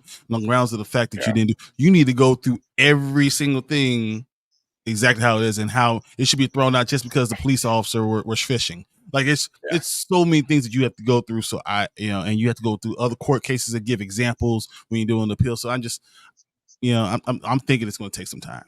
Yeah. I think I saw a video. Well, I think it was with Danny or it might have been with somebody else. But it was like, here's the list of different of like 20 something reasons of why they can the appeal or file the appeal and the whole thing be thrown out, and it's like a bunch of legit good reasons, so I believe it was Danny does law, or I forgot what her name is on YouTube. It's like Danny does this and that, I think it is. But yeah, it was interesting. But I think him doing this before they do the appeal might be the best, because he could probably start to get the PR back on his side and stuff like that. And people can watch this and be like, oh, I didn't know about that chase scene. I didn't know these are the actual, charges that stuck, like, oh, I thought he strangled her, because that's what made the, Rolling Stones and all these places made it seem like he beat the crap out of her or some shit, or he like choked her and smacked her around. It's like, nah, none of that happened. Yeah, but that's you let your mind wander. If you really want to know anything about something, you can find out the information. You know what's going on. But when you don't choose, people like reading the headlines and that's it, man. Which don't get any depth and have no idea the way the world works. It's just the headlines and kind of forming their own narratives. Yeah. But overall, if you want to go watch this, I'll put a link down in the description. 17 minutes. I know we skipped around a lot and stuff like that. I tried to get into the main points of it. I think it's good. I think they said on Friday the full interview is going to be released. I don't know if it's the unedited or just this one, stuff like that. But you know, I think it's worth watching, especially if you're kind of on the fence or you don't understand the situation. I think it's good, you know, and he's good, man. You know, he's good in front of a camera for a reason, you know. And I think with the interview, he's really, really good. So, yeah. And Cat Williams went after him too. It's terrible. Kinda, pretty much, kinda, you know, yeah. And Danny said, MC won't be getting my cashola this year. Yeah, if I could watch it at home, I'm watching it at home. Yeah, but it might. I might watch that Daredevil. Deadpool. Deadpool's the only big thing that they're really coming out. But I won't see. Here's a question, Danny. If you're still sticking around, Danny, if they wind up recasting him, you know, in like 2 months, you know, they're like, you know what? We believe he didn't do anything wrong. He got acquitted, so now he has no charges. You know, stuff like that. He was on ABC, you know, because then Disney can run that all the time. If he was on NBC or another station, they won't be able to run all those clips. But since Disney owns the clips now, they can run all these clips and like, see, he's innocent. Here's a clip. Here's another clip. Here's a clip. You know what I mean? So now it can help them control the narrative of why they want to bring him back. You know, that's just one thing. You know, I believe Dre Mack is, you know, big into that thought. You know, I tend to agree too. So yeah, I talk about everything always. Has been saying it. It's like, look, I'm gonna let you guys know this could happen. I'm not saying this is definitely happening, but if everything falls through that we think is gonna happen, don't be surprised if May they're like, do we let due process go through? And he's back. Yeah, and it'll be on the Chicago Tribune, the Chicago Sun-Times. It says, "I'm back." I am. yeah. But if they bring him back, is that better? The mainstream media was just they always do, man. They always do. They have, you know what? They have to compete with YouTube. Now, and that's just like whether you think that's a good thing or a bad thing. That's just what it is. So mainstream media has to compete with YouTube and clicks and TikTok. So that's what they're gonna do, man. Which sucks because they need to be the news now. Yeah. You know, like mainstream media needs to be its own thing, but if they want to compete with TikTok, you know, you're gonna do BS stuff. And they said, good point, but I would have to go the way of Cat and go straight to Club Shay Shay. And I see everyone's talking about it, man. Everyone wants Jonathan Majors to go anywhere near Shannon Sharp. I don't see it happening, man. I don't see it happening. No way. Could you imagine? Oh man! I mean, no one Sharp is the wrong person. Trust me, if you know anything about Shannon Sharp, he's the wrong person to go through this thing. Yeah, because this whole Cat Williams thing is we should go to the club. No, this is not the thing that Sharp should be talking about. Oh God! No. So okay, so everyone's talking about Club Shay Shay just because, and no one's ever talked about Club Shay Shay, like, or just like Shannon Sharp's podcast. If it wasn't talking about like on ESPN or whatever, you know, he's doing now. No one ever talked about this thing until this past week with Cat. But if he had to go more on a like on a black owned network or like there's no such thing anymore. You know, I was like BET, but BET is even like BET is owned by MTV, which is still owned by Viacom, so it's not. Yeah. So I don't know. I mean, you would have to do something. You would have to do something YouTube-ish. What kind of world would it be if like Dre Mack and Chillmonger get like get Jonathan Majors come on a YouTube channel with Danny? Like Danny does law, Dre Mack, Chillmonger, Dr. Hines, everything that he wanted, everything that they want will happen immediately. I mean, that was probably, don't get me wrong, you know, I love all of them. That would never happen just because Jonathan Majors would need to be able to have some kind of control. You know, Not about the following. It's about what's going on with Jonathan Majors and how you need to be in control of the narrative. Yeah. Yeah. You don't go onto a YouTube channel because now everything can be said. There is no control of the narrative. And now things can slip out and can be, once again, no one is on your side. Can you see him to do any podcast? Not until this is over. Not until it's over. Yeah. Yeah. Once again, the court of public opinion is what convicted you last time. So now you're not going to deal with that. You said your piece, you said your words, and now you're not going to go back through this. Mm-hmm. Mm-hmm. I agree.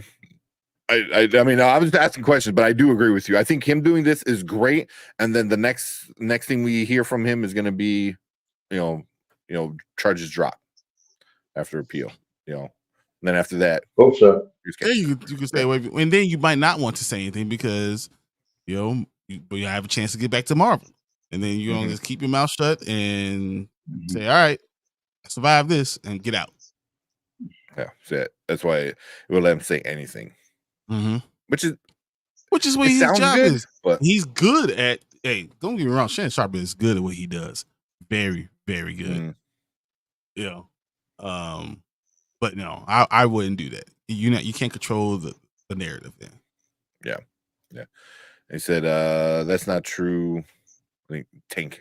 You need to look at Shannon's numbers, third highest following in that lane in the U.S. Yes. Yeah.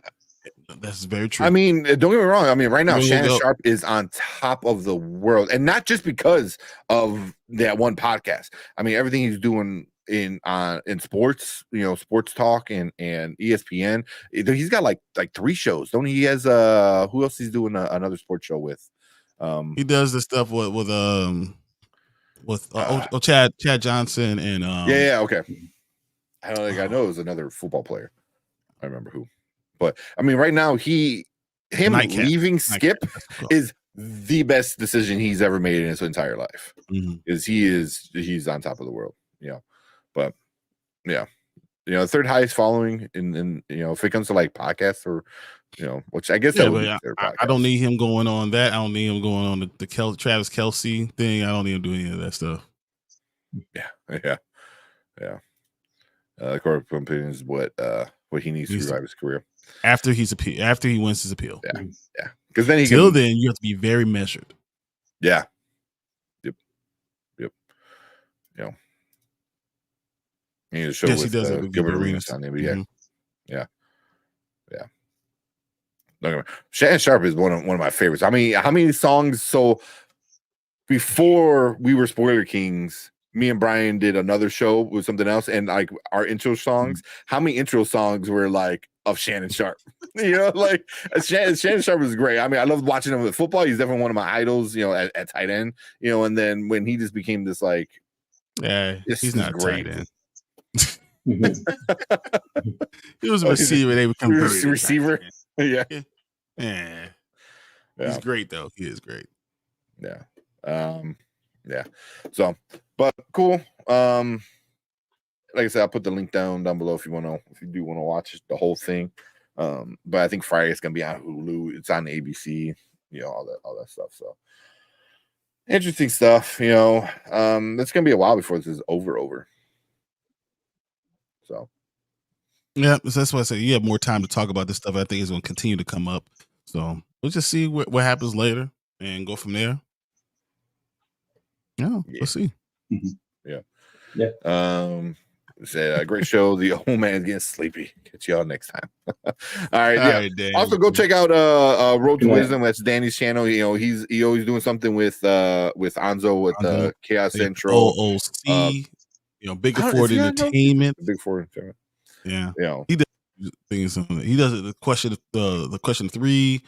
They got a lot of stuff going on. So yeah.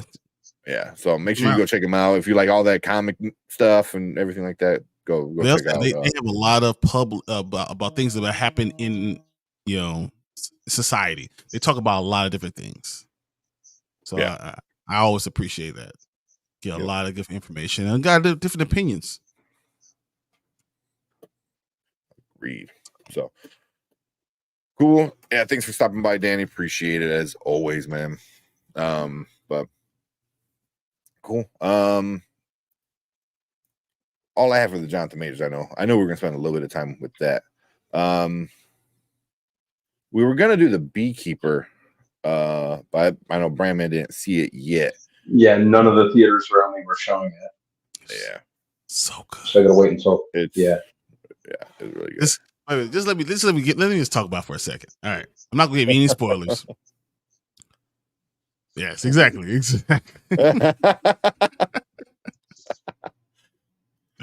Oh, wait, hold on. Before we do, it's a good night. Maybe I'll come again. Please do, and just jump in and let's talk about stuff and jump in the chat. I love having these conversations, so it's great. So we appreciate you coming in. Yes, thank you. Yeah, come by. You know, we're always giving away stuff too. so yeah, come by. We appreciate it. All right. But yeah, okay, so about the Beekeeper, guys. I said this in my little short. I said, dude, this is like literally, it's like John Wick and the Equalizer had a baby. And Jason Statham has been doing all the movies he's done in the past to get to this very moment. I think I texted everybody, this is his opus. Like, this is like, you ever seen the movie with Mr. Holland's opus? Like, this is his moment in the sun that he's making this masterpiece, and it's all culminating because with everything he's ever done. That's what the Beekeeper is. It is killing on a different level of killing. He's kicking like Navy SEALs, like groups of Navy SEALs asses, all of them. Like, he's a badass. Nuts. It is so good. I was watching. I was like, man, this made me feel like John Wick. Yeah, but even better killing, like creative as hell. Yeah. Well, it's John Wick with an action star. You know, like I love Keanu Reeves. Keanu Reeves isn't. He does action movies. Don't get me wrong. You know, Point Break is fucking amazing. You know, that wasn't. I guess it was action. It is action. You know? The Matrix, the first Matrix. Yeah, that's why I'm like, he's done action movies, but Jason Statham is known to do this. You know, so if you haven't watched it, I think it actually releases this week, right? I believe so. So if you haven't watched it, watch it. We'll be doing a review shortly with it. Because I've also saw it, and it's everything you wanted, man. It's everything you wanted, everything you expected. So yeah, it's hilarious. Definitely a fun time. See, I'm a best set for brand, man. Hey, Beekeeper is on in my take a flight to Canada. Short flight. You wouldn't be there that long. You good. Brandon Davis said, none of the theaters near me had Beekeeper either. But what's the difference between this and any other film that he has done? As I said, it's like a culmination of everything you ever seen. Like when you see Transporters, you seen the Transport, like it's all the stuff. It's the entire, it's all the movies he's been in. It's the Fast movies, all that to get to this. Yeah, and the killing. Plus, Jason Statham's just a badass. Like, no. Yeah, and this one makes him like the ultimate badass. You know, the ultimate badass. You know, it's yeah. Xavier, I can't wait to check out the Beekeeper if you two are giving it a high price, dude. If you love over the top, like John Wick kind of action, over the top, just good action, yeah. You know, and it's exactly what I expected. After watching that trailer, I got exactly what I expected, and I loved it. And yeah, I don't know. I guess there's a spoiler for our ratings, but it is a lot of fun. It is a lot of fun. At least 4 times I looked at my wife, and she looked at me, and we're like, "Did you just see that? Yeah. Did you just see that do that? Yeah, this is nuts.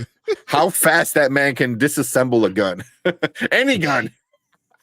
You know, fucking mind blowing.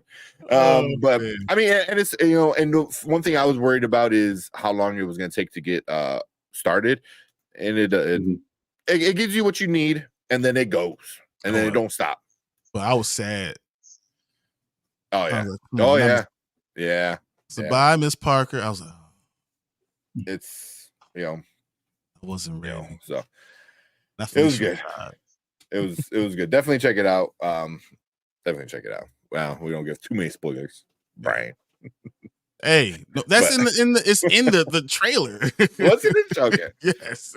All right. But cool. Yeah, hopefully then next weekend we'll probably do our review on it. Or if Brandon gets to see it any earlier. Because I think this past week was just a sneak peek. So I think Thursday is the actual opening. Release date, yeah. Yeah, I was checking the AMC over here. I think the earliest they have them is Thursday. So, but I'm gonna be on here with you guys. So, hey, what's that? Just go right after work. Just go right after work. Right after work. It's and know what the best part of it? It's not a long movie. Like my movie started at 7. We were out of the theater at 8:50. All right. Yeah, I think it's right around 2 hours, I think. I don't know if it was full 2 hours, man. I don't think so either. Does it have runtime? Runtime 1 hour 45. Yeah, I'm telling you, I was out of the movie theater. 8:50. Yeah. Crazy. Yeah. So, all right.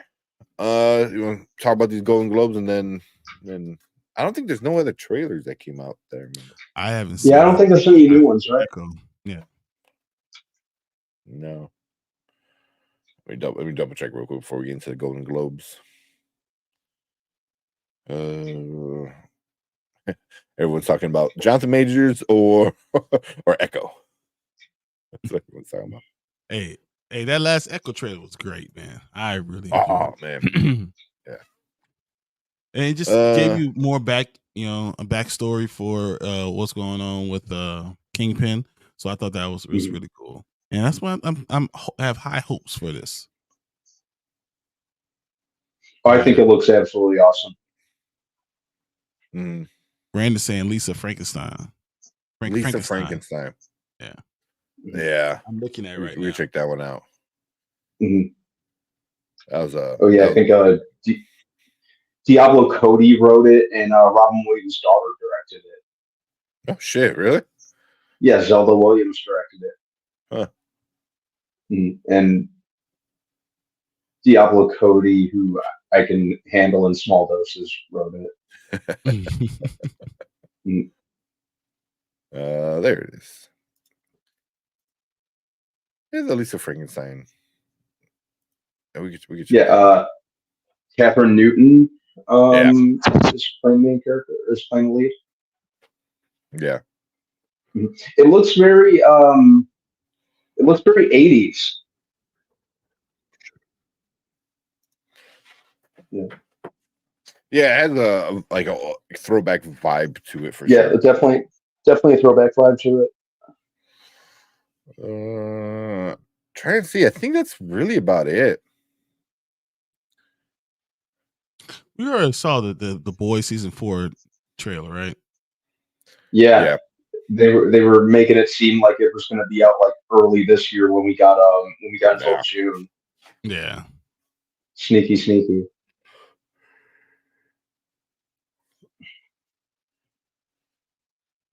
Spooderman. Okay. Oh my god. I saw the Daniel Radcliffe. I guess there's the clip going around where he plays like a KKK member. Have you guys seen that? No. No. Oh my god. Don't Harry Potter. He drops the N-bomb, man. Oh, I mean, I believe that. I mean, and all the comments are like so funny. I'm like, what? You're not House Slytherin, or like just all of them was like, like Harry Potter and the Order of the KKK or something like that. It's like, what? I don't know what movie that is though. It must be something newer. I know he does a or lot something of like that. Is that what it's called? Because that's from a long time ago. Okay, yeah. So like 2016. Sorry, keep kicking my cat. Yeah, but I keep seeing. Not keep seeing, but it was making its round around Twitter a few weeks ago, and oh my god, man, people, man. Some I are think I joking, know the some are movie you're serious. talking about. Yeah, I think I know the movie. It's just the name's escaping me right now. It's Imperium. Imperium. Oh, you did Mhm. say that. You sure I did. I'm never even sorry. heard of that one. Just look it up. Mhm. He's on the Carlo, I don't know who that is. I think so. Did you see Sin City? Carla Gugino. That's what I Oh was just my answering. god, Yeah. Mama Bear. My god. Huh? What? Oh, Mama Bear, that's great. Or Daniel Radcliffe. Daniel Radcliffe dropping the N-bomb. He's learning a new type of defense against the dark arts. Wow. Wow.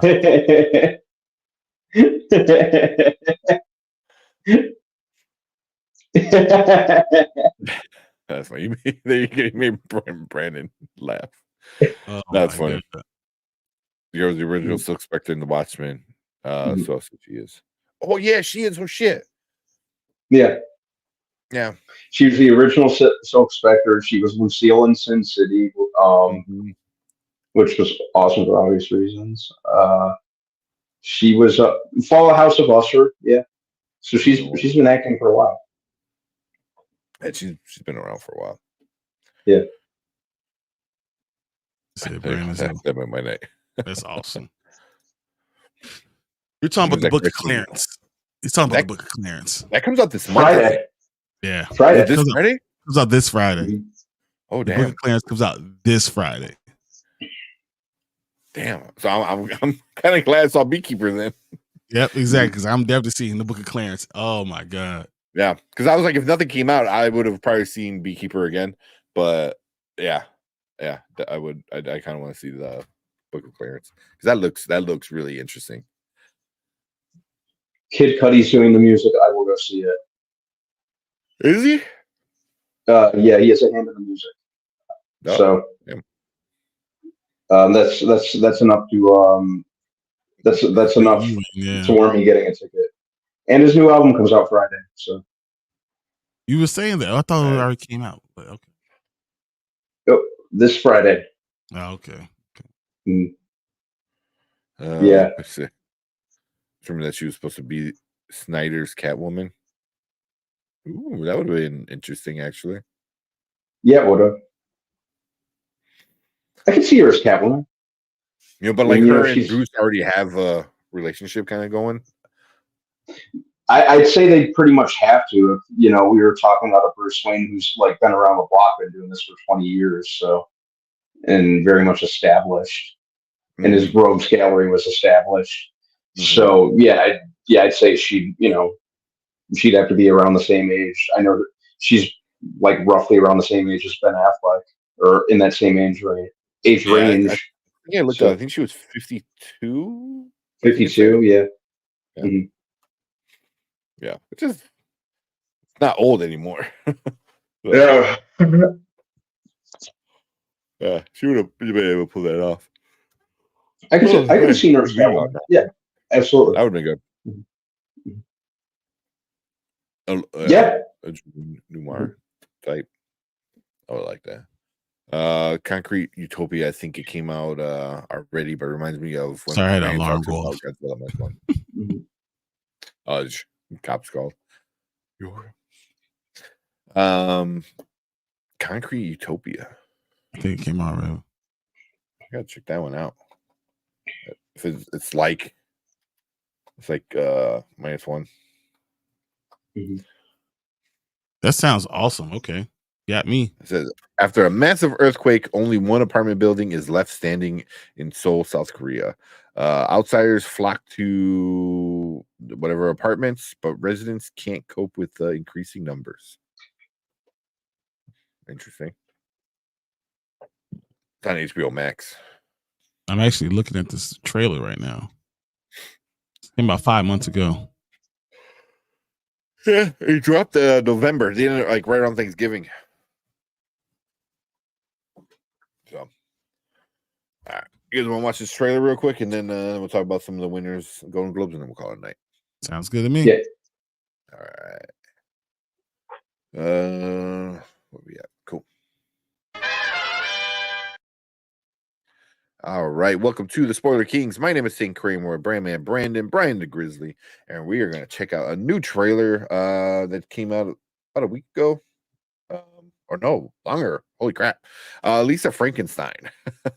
So I thought it just came out, but according to this, it came out like 2 months ago. I was like, damn. But I think everyone's talking about it now. Definitely seen that. Because it is set to come out on Valentine's Day. Okay. Yeah. All right. Yeah.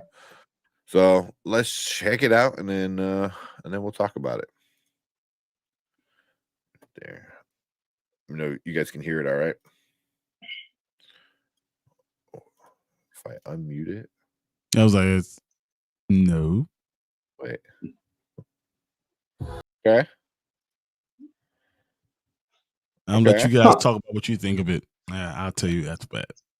Brandon? Well, it definitely has Diablo Cody's signature all over it. You know, she obviously it did give me Jennifer's Body vibes a little bit, which is a movie that I appreciate more with each watch. Like when it first came out, I didn't really pay attention to it, but I kind of appreciate it a little more in recent years. But no, this I kind of think it looks fun actually, and you know, Robin Williams' daughter directing it, that kind of sparks my interest. I said spark with a Frankenstein movie. I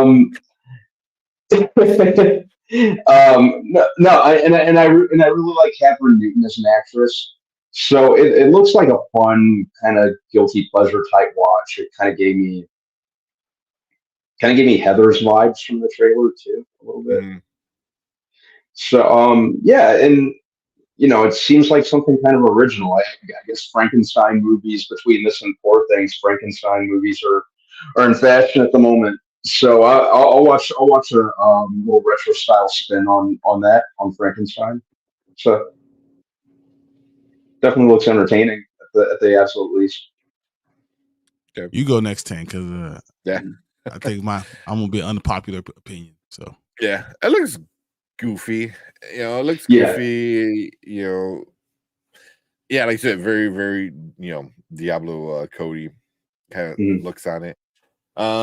It's I get the whole you know, Lisa Frank, you know, so Lisa Frankenstein. Yeah, Lisa Frank. Okay, you know, so that was my first thought.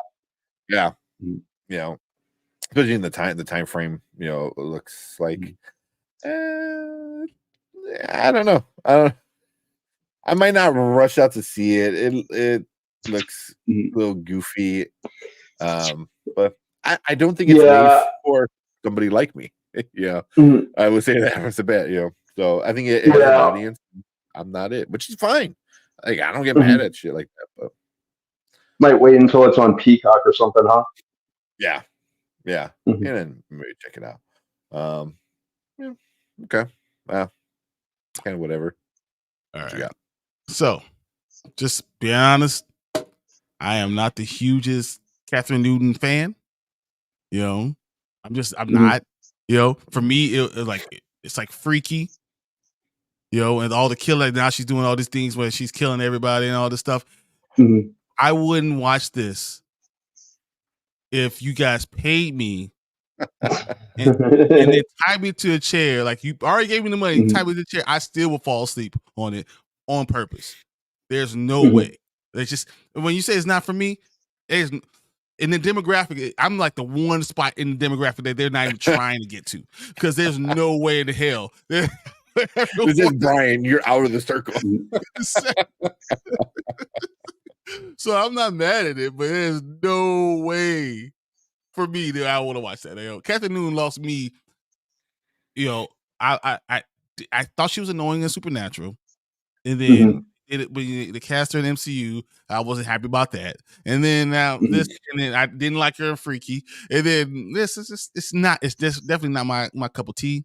And I don't know. It was almost like if they're trying to play off of a Frankenstein movie, freaky movie. What's the TV show on Netflix?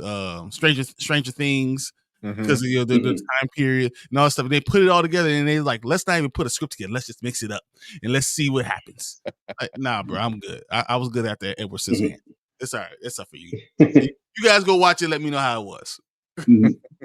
Yeah, the only thing that I really I don't even say hold against Catherine Newton because obviously this isn't her fault. The only thing that I didn't like her in was Ant-Man. I didn't like her in Quantumania. And really, I don't even think that was her fault. I just think she was the wrong person for that role. But everything else I've seen her in, I've liked her. So, yeah. I didn't like her in Freaky. And once again, Supernatural, she was supposed to be an annoying little snot-nosed girl. That's what she was supposed to be, and she did it so well. Mission accomplished. I thought Freaky was a really fun movie. I really enjoyed it. Yeah, this seems. I don't get it. Like they're killing because she's trying to make the monster younger and younger. Like I don't know because like I don't know. I don't know if that's it or she's trying to get the monster to fall in love with her. I don't know what the heck's going on. Exactly. That's what I'm saying. But but at the same time, isn't that what trailers are about? They kind of have like a little bit of like what's going on, that kind of just enough to kind of grab your interest in seeing it. I know it didn't grab yours, Brian, but no. Yeah. Like I said, it's not made for it's not made for us. And watch it be like film of the year. I'm like, it could be the film of the year, and I'm still not going to watch it.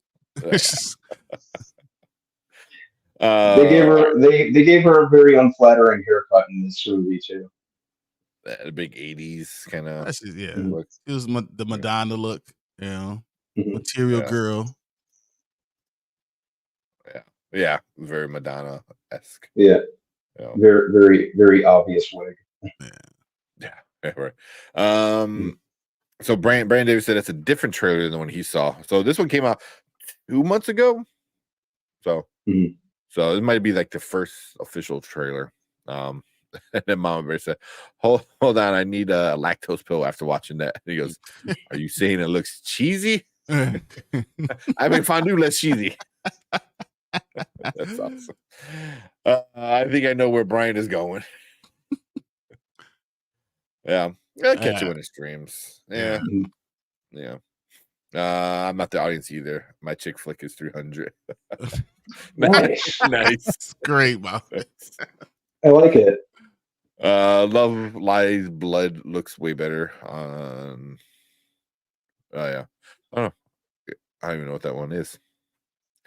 It's no for me, dog. I didn't download that. Who was she in the MCU? So she played the recasted version of Cassie Lang. So she was in the Ant-Man and the Wasp. Quantumania, that one. They should have just kept the girl from Endgame. No disrespect. She was great. I thought she was going to be perfect for it. They should have. Man, they just recasting people like left and right, aren't they? It was just. It just seemed that so out of nowhere too. It's like, why? Nothing, like I said, nothing against Catherine. You always liked her. She was wrong for Cassie Lang. I thought that was funny because Brandon's on, and I was wanting to say just throw that recasting in there. So we got some more anti-recasters in chat right now too that came in. And Xavier said, normally I love absurdist humor and out there stuff. Yeah, same. I like when it's like super weird shit, but this one just seems. No. She was good at Supernatural. There you go. She was good at Supernatural when the characters around her when they had more lines. Yeah, she was good at being annoying as hell. I liked her in Supernatural when it was episodes she wasn't in. Exactly. Like they try to build a whole thing around her. They're gonna do like something sisters or something like that. They try to build this whole thing around her, and then they after the pilot they're like, nah, bro, we gotta get rid of this. Because to me, all white women actors a dime a dozen, unless she truly stands out. No, that's not true. Especially in the case of that show, right? No, I'm joking. I'm kidding. I was like, if I could reach over. So Talk yeah, about I like Supernatural too. Yeah, remember that's Cass. That's Cass's daughter. The guy who Cass took over his body. That's his real daughter. Yeah. Or in the show. Yeah. We got Bigger Forward Entertainment. What's up? Hanzo. We had Danny, and now we got Hanzo. Part 2/3 of the Chaos Central guys. So what's up? And we got Kenny Sparks. What's going on? Kenny. What's going on, dude? We feel your pain, bro. Feel your pain. As football fans, it hurts. It hurts. Love Lies Blood with Kristen Stewart. It's 8/24. Okay. We'll check that one out. I actually did borrow 300 and Van Helsing on Blockbuster and said it was chick flick night. Nice. Van Helsing is another one that the first time I saw it, I remember it wasn't my cup of tea, and then when I watched it more and more, I appreciated it. It's basically the closest thing that we'll probably ever get to a live action Castlevania movie. I like Van Helsing, so yeah. I like it more. Yeah. And now it's something I watch like every Halloween season. It was really fun movie, and I think I would have liked a sequel. I would because they were supposed to make one, but I think the first one didn't make enough or underperforms to where they pulled the plug on it. But yeah, I would have watched sequels, man. It was a fun movie. Like I got this back when it first came out. It came like in this DVD set with the original black and white Wolfman, Dracula, and Frankenstein movies. Also, that Wolfman was pretty good. The Wolfman was dope. The Wolfman was cool. The original Dracula. No, with no, not Ferutu, right? No, the Dracula.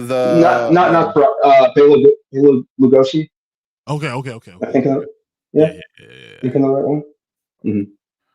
Oh, I was thinking Dracula Unlimited, or what was that one? Dracula Untold. Untold, is that what's called? Untold. Oh my god, that's what I'm talking about. I thought you said Nosferatu. I was like, yeah, right, really? Yeah. 1922. That's crazy. She was okay to recast because her character was tertiary. She was like a main character in Ant-Man and the Wasp. She's talking about, bro. Yeah, she's the whole reason why they went to the quantum realm. Yeah. Wait, they went to the quantum realm. Yeah. Yeah. It's just... Yeah. What's it called?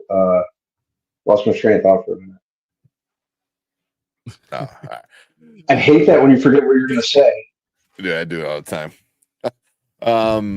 You were talking about Dracula. You were talking about Dracula Untold. I am kind of bummed out that the planned Dark Universe that Universal was planning didn't happen. Obviously, we were off to a pretty bad start with that Tom Cruise Mummy movie, but you gotta be good until you do good stuff. And you can't. You build a universe off crap. If Iron Man 1 was crap, guess what? MCU never would happen. Yeah. I think they put all their eggs on one basket. They were way too sure that it was going to be a hit, and then they were gonna make this big cinematic universe rather than just making quality stuff. Yeah. If they did that, then build the universe. Effect. MCU made a bunch of other studios make shitty movies because they all wanted to make universes, and it didn't work. I was like, so Brandon says she was not a main character in Ant-Man 2. 1 or 2, but she was a vital character. I would put her, yeah. In Ant-Man 1, like Cassie is huge. What's the full name of Ant-Man? It's Ant-Man and Wasp: Quantumania. Cassie played a bigger role and had more screen time than the Wasp. So it's like what? Yeah. So she was the second main character. Ant-Man, her, and then Kang, really? Then Janet, she was up there too.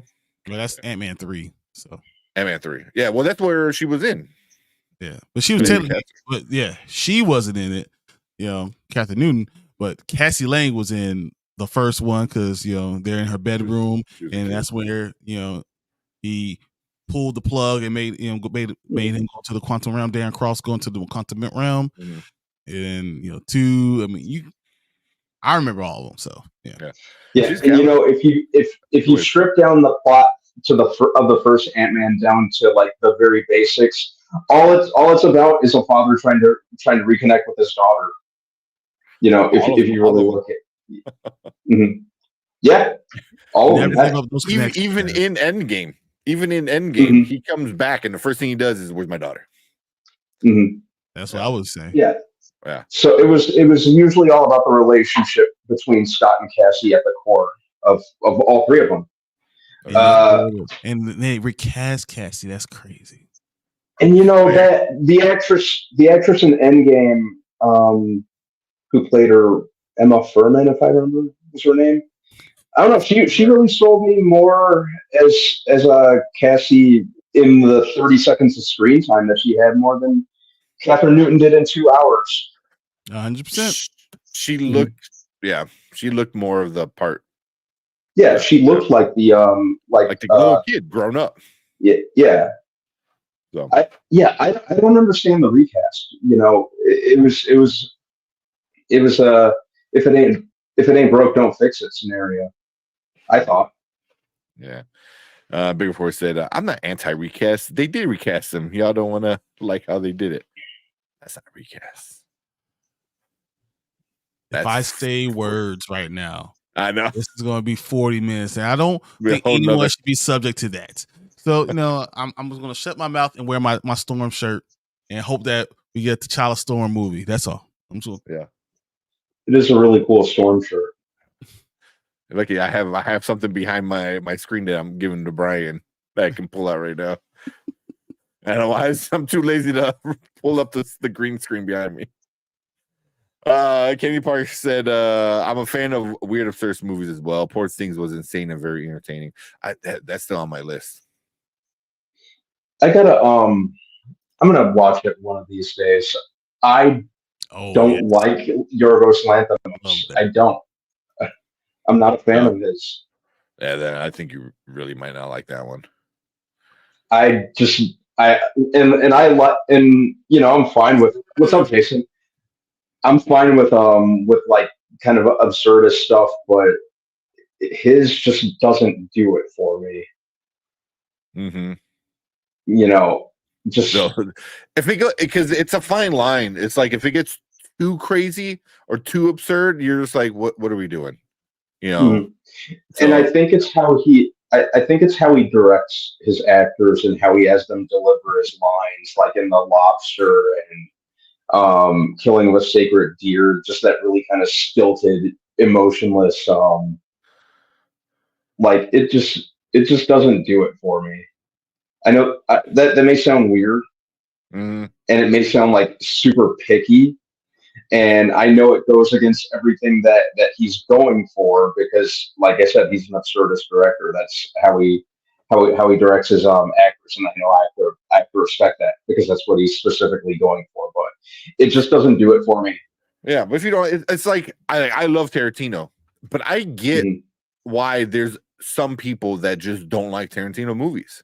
And if you don't like one, you're probably not gonna like all of them, any of them, because they're all kind of similar. Pulp Fiction is the one. I don't know. That's Pulp Fiction is very Tarantino. Like it is. But that's what I'm saying. That's the one movie that you can like and not like the other stuff. I don't know. I mean, I could see that, but you cannot like Sin City. You cannot like Django Unchained. You cannot like. I mean, it's a lot of things but Pulp Fiction, because it's a different feel to it. I feel like you can like Pulp Fiction and not like the other stuff still. Yeah, I mean, because like if you like Pulp Fiction, then like what's the other one?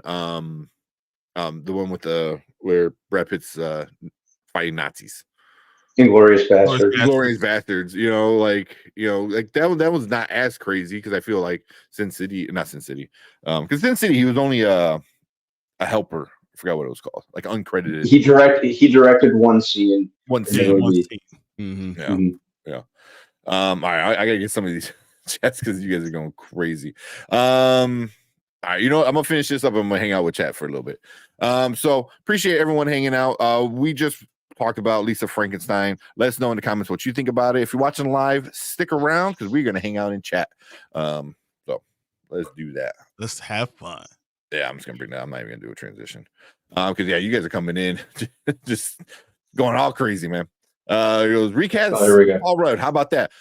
If he wants to I don't quit, give a crap if he wants to if he wanted to do that. If he's like, you know what, he was I'm vital done. to the story. I don't care. We could recast Paul Rudd. I can think of 5 people I could recast Paul Rudd as. I mean,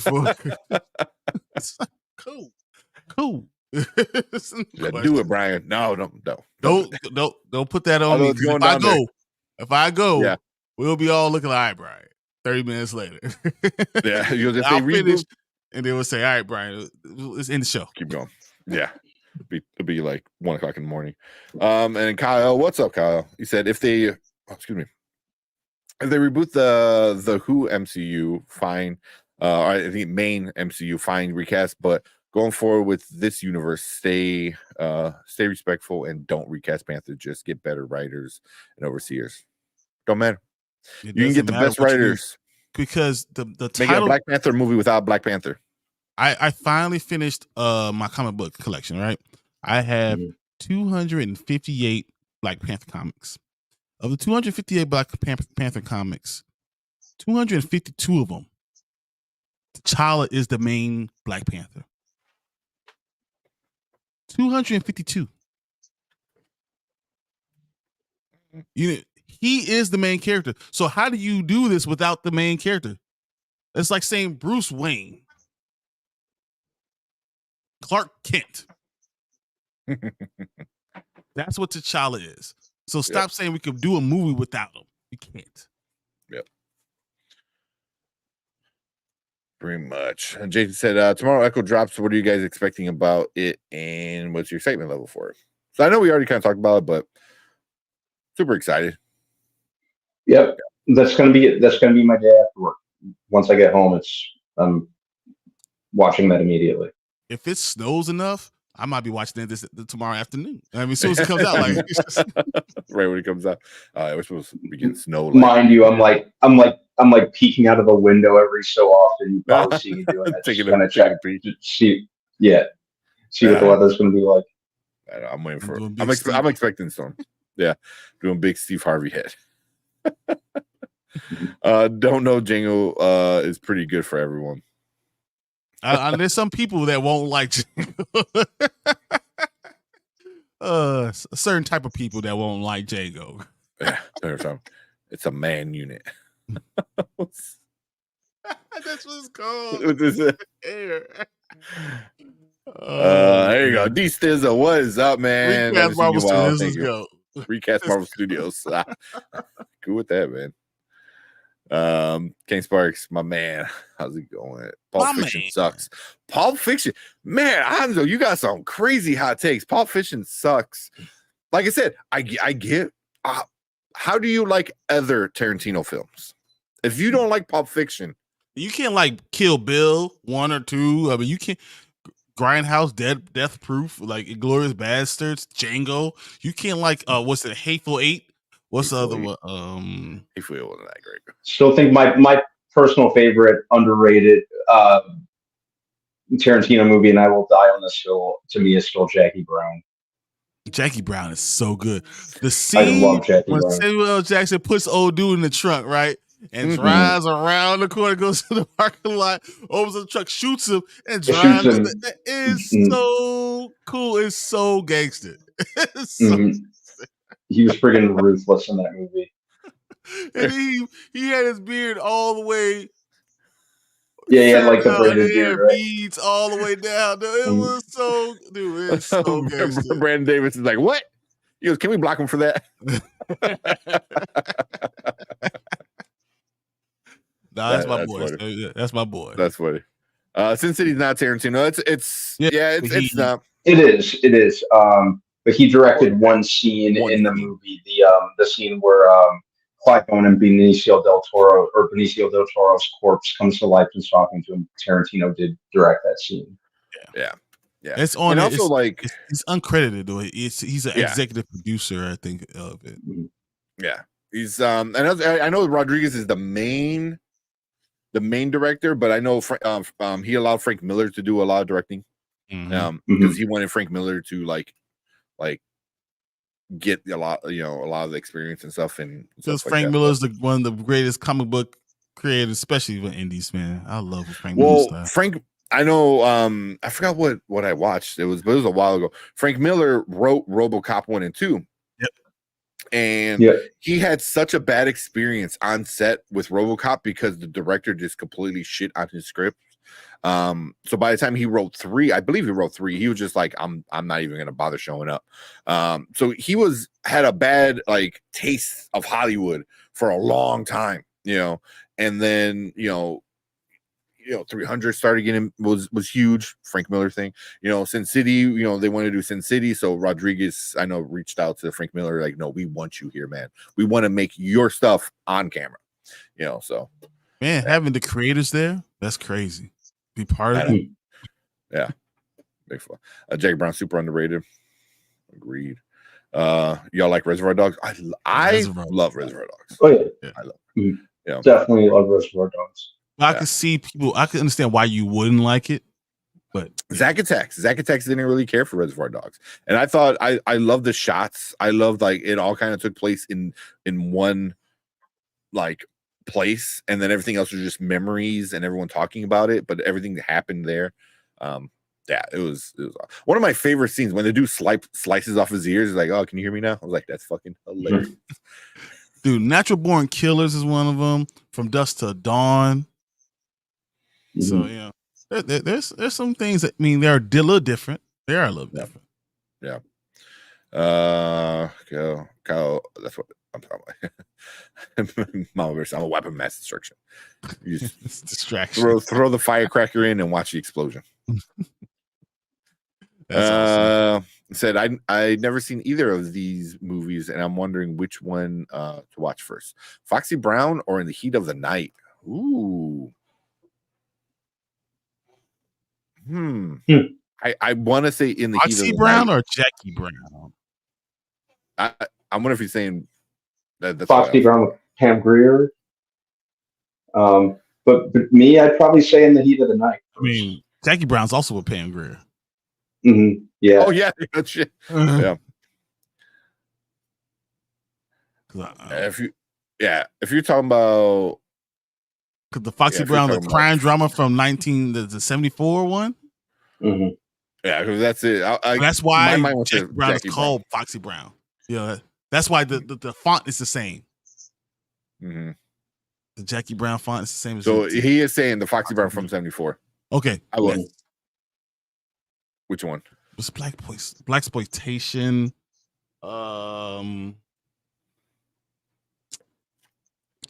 The Heat of the Night is a classic, but it's not always great to watch.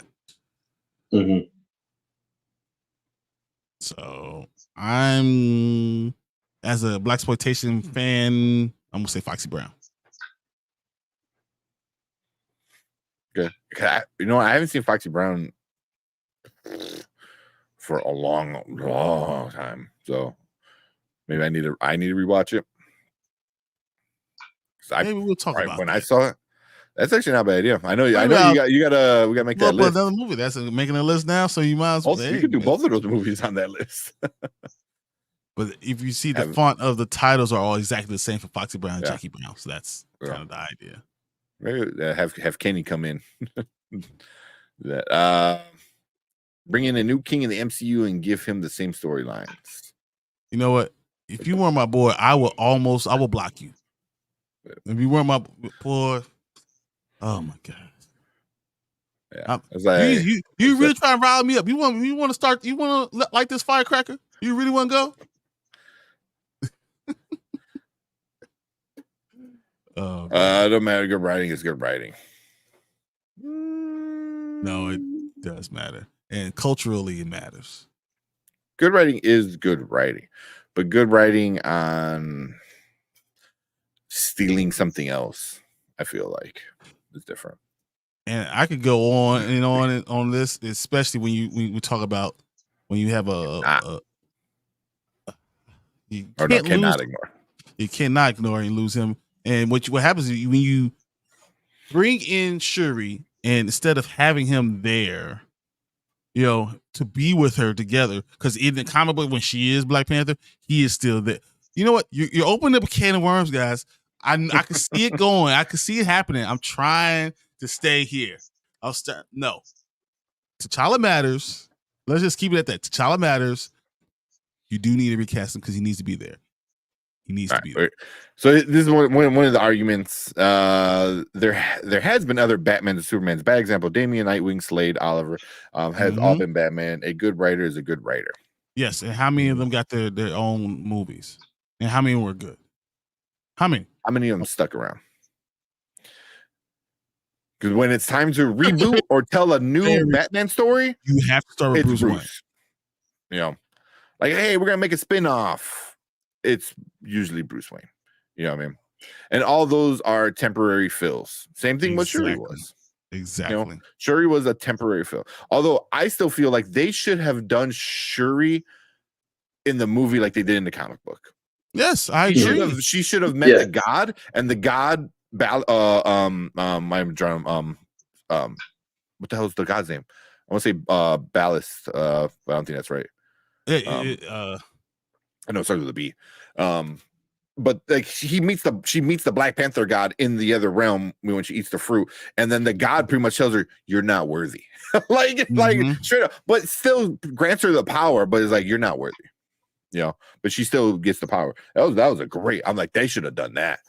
They should have done that instead of copying out with the Michael B. Jordan thing. I thought that was I love Michael B. Jordan. I think he's a great actor. Mm-hmm. That was a cop out. That was like, oh, here's a cameo. Like, okay. That's not good writing. That's not good writing. That's a cop out. So, and then you already have the freaking Black Panther God in Moon Knight, so that character already exists. Yeah, like, so you already had it. You could have Bad Boss, do all the same stuff, and you could have had the same storyline, and you could have used the international, intergalactic Empire of Wakanda to explain a lot of stuff, and they just did it wrong. They did it wrong. Yeah, or just wait until everyone felt better. Pulp Fiction, ain't it? Ooh, boy. All right, you got a lot of people mad with that one. All the women that accused Jonathan Majors disappeared like Steve Swig. Man, that article was some BS, man. That was a Rolling Stone, I believe. Yeah. Like, oh, there's so many women and blah, blah, blah. And it's like, they got 50, 60 women out there waiting to go. And then they're like, there's like 5 or 6. There's like one. There's someone. We got notes. We got notes now. I'm telling you, we got some letters. He goes, nobody saw Moon Knight Tanky. It don't matter if you saw it or not. That character still exists. And honestly, that part where she pops up, that was the best part of the entire show. Was all the gods pop up and like, like, oh shit, cool. But yeah, but they never had Bruce, Clark, or Peter in the main franchise. Yep. Yeah. Exactly. Get Anzo going on Christopher Nolan will be here for hours. Did I miss that one? I might have missed it. He said, don't get me started on Christopher Nolan. He said, I know you remember, man. Yeah. All right, so all right, here you go. So he said he don't like that, but he likes Kill Bill Part 1 and Django Reservoir Dogs. Okay. So you don't like Kill Bill Part 2? Hateful Eight. I didn't like Hateful Eight. Hateful Eight was long. Yeah. Hateful Eight is probably my least favorite Tarantino movie, if I'm being honest. I would give it my second because the Hollywood one, I really didn't care for that one. Once Upon a Time in Hollywood. I didn't care for it. Once again, another movie that just wasn't made for me. Yeah. Here's a good one. Well, it's I don't know if we could do this one because we haven't watched Book of Clarence yet. Yeah. I'm going to keep Beekeeper and I'm going to watch Book of Clarence, and Mean Girls could go jump out the window. I'm assuming you mean the new Mean Girls, the musical one that's going to come out, because all these are new movies that are going to be Coming this out month, all I this believe. week. It's all this week. Yeah. That's all this week. You know, but I've seen Mean Girls, so I already know what the musical is going to be because I've seen the original movie. Beekeeper's, you know, I'm going to keep Beekeeper for sure, but I don't know if Book of Clarence is a better movie than Beekeeper or not. That's why I'm going to watch it. It. I haven't seen it, so I'm going to watch it. I'm going to keep Beekeeper because I know it's good. I'm going to watch Book of Clarence and then burn Mean Girls. I don't care. Pretty much. So, how can you like Kill Bill because you don't like Pulp Fiction? You go, stop it. People like Get Out and don't like Us. Yeah. So we. Yeah, I'm one of them. Yeah. I like Get Out and don't like Us. Yeah, there's a lot of people. I love Get Out. I did not like Us. Yeah, I did love. I didn't mind Us, but it just wasn't the same thing as Get Out. Get Out was real scary, real fear. Jonathan Majors, ask him right now how afraid he is to Get Out. He was that man running in a turn. Yeah, love Get Out. Didn't like Us. Love No. There you go. Hanzo said Big Ford Entertainment wasn't a fan of Jackie Brown. I mean, you usually change your name to Hot Take Hanzo, like something, man, because it's like no. We'll call Skip Bayless. Come on, Skip. Oh man. T'Challa is the equivalent of Bruce or Clark. Yeah, the franchise doesn't work without him. It doesn't. It just doesn't. And you know, and that's why they know they messed up, and they had to put now you're getting a little TJ in. You know, like, oh well, you're gonna still have T'Challa, but he's gonna be a kid that no one knows, and he doesn't know, and he's a bastard. And you remember in the first movie when T'Challa got mad at his dad for bastardizing Killmonger? Oh, we're gonna do that, but with T'Challa's son. I was like, what? It makes no sense. You're wrong. You are wrong. And then now he does the same thing. And then do the same thing. It's like you have a son who doesn't know the father, a child that doesn't know the land doesn't know the child, but yet he's going to become the king. I was like, what? And then there's no connection to the past, no connection with Boss. There's no connection with any of that stuff. You've eliminated all of it. Yeah. You killed it all. Yeah. Yeah. All because of a reactionary decision to overhaul the entire storyline that you had established. They should have just recast. But you take your time. I've always been someone that says you don't have to do the movie right away. Take your time. Yeah. If you take your time, then you don't have to worry about the actors' feelings. You don't have to feel like Chadwick, doing that, doing wrong by him. You don't do any of that stuff. But you keep the storyline. You don't do the stuff right away, and then when you recast, it's fine. But you take your time. You don't pour it on an open wound. Yep. And even I saw somebody else talking about it, and they're like, if you can go to another area, like if an athlete has a death in the family or a death of a friend or something like that, former coworker, you don't expect them to go out and play. Like, you know what? Here, go play. Like, no. Like, it's like, no, you take the time off, you do what you need to do, and you wait it out. You know what I mean? And so you feel better. But you don't make a heart like. We've been saying it for a long time. Yeah. All right, move on. Brandon said somehow I still got reeled into it. I know. Love Grindhouse Thanksgiving. Thanksgiving. I know. I gotta watch that one though. I think it's streaming somewhere, isn't it? Thanksgiving. It's out on Paramount, Peacock, or it's one of the P's. One of the P's. He said, disagree. An open mind, learn to write and be creative.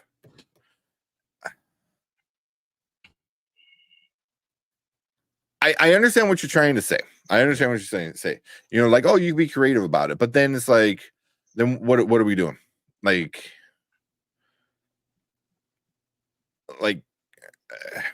I'm just gonna tell you the truth. If Clark Kent is killed in the first Superman movie that you ever do, and you say we're never gonna recast another Clark Kent, and you do it with his son, it will never work. It would just people will revolt. Yeah.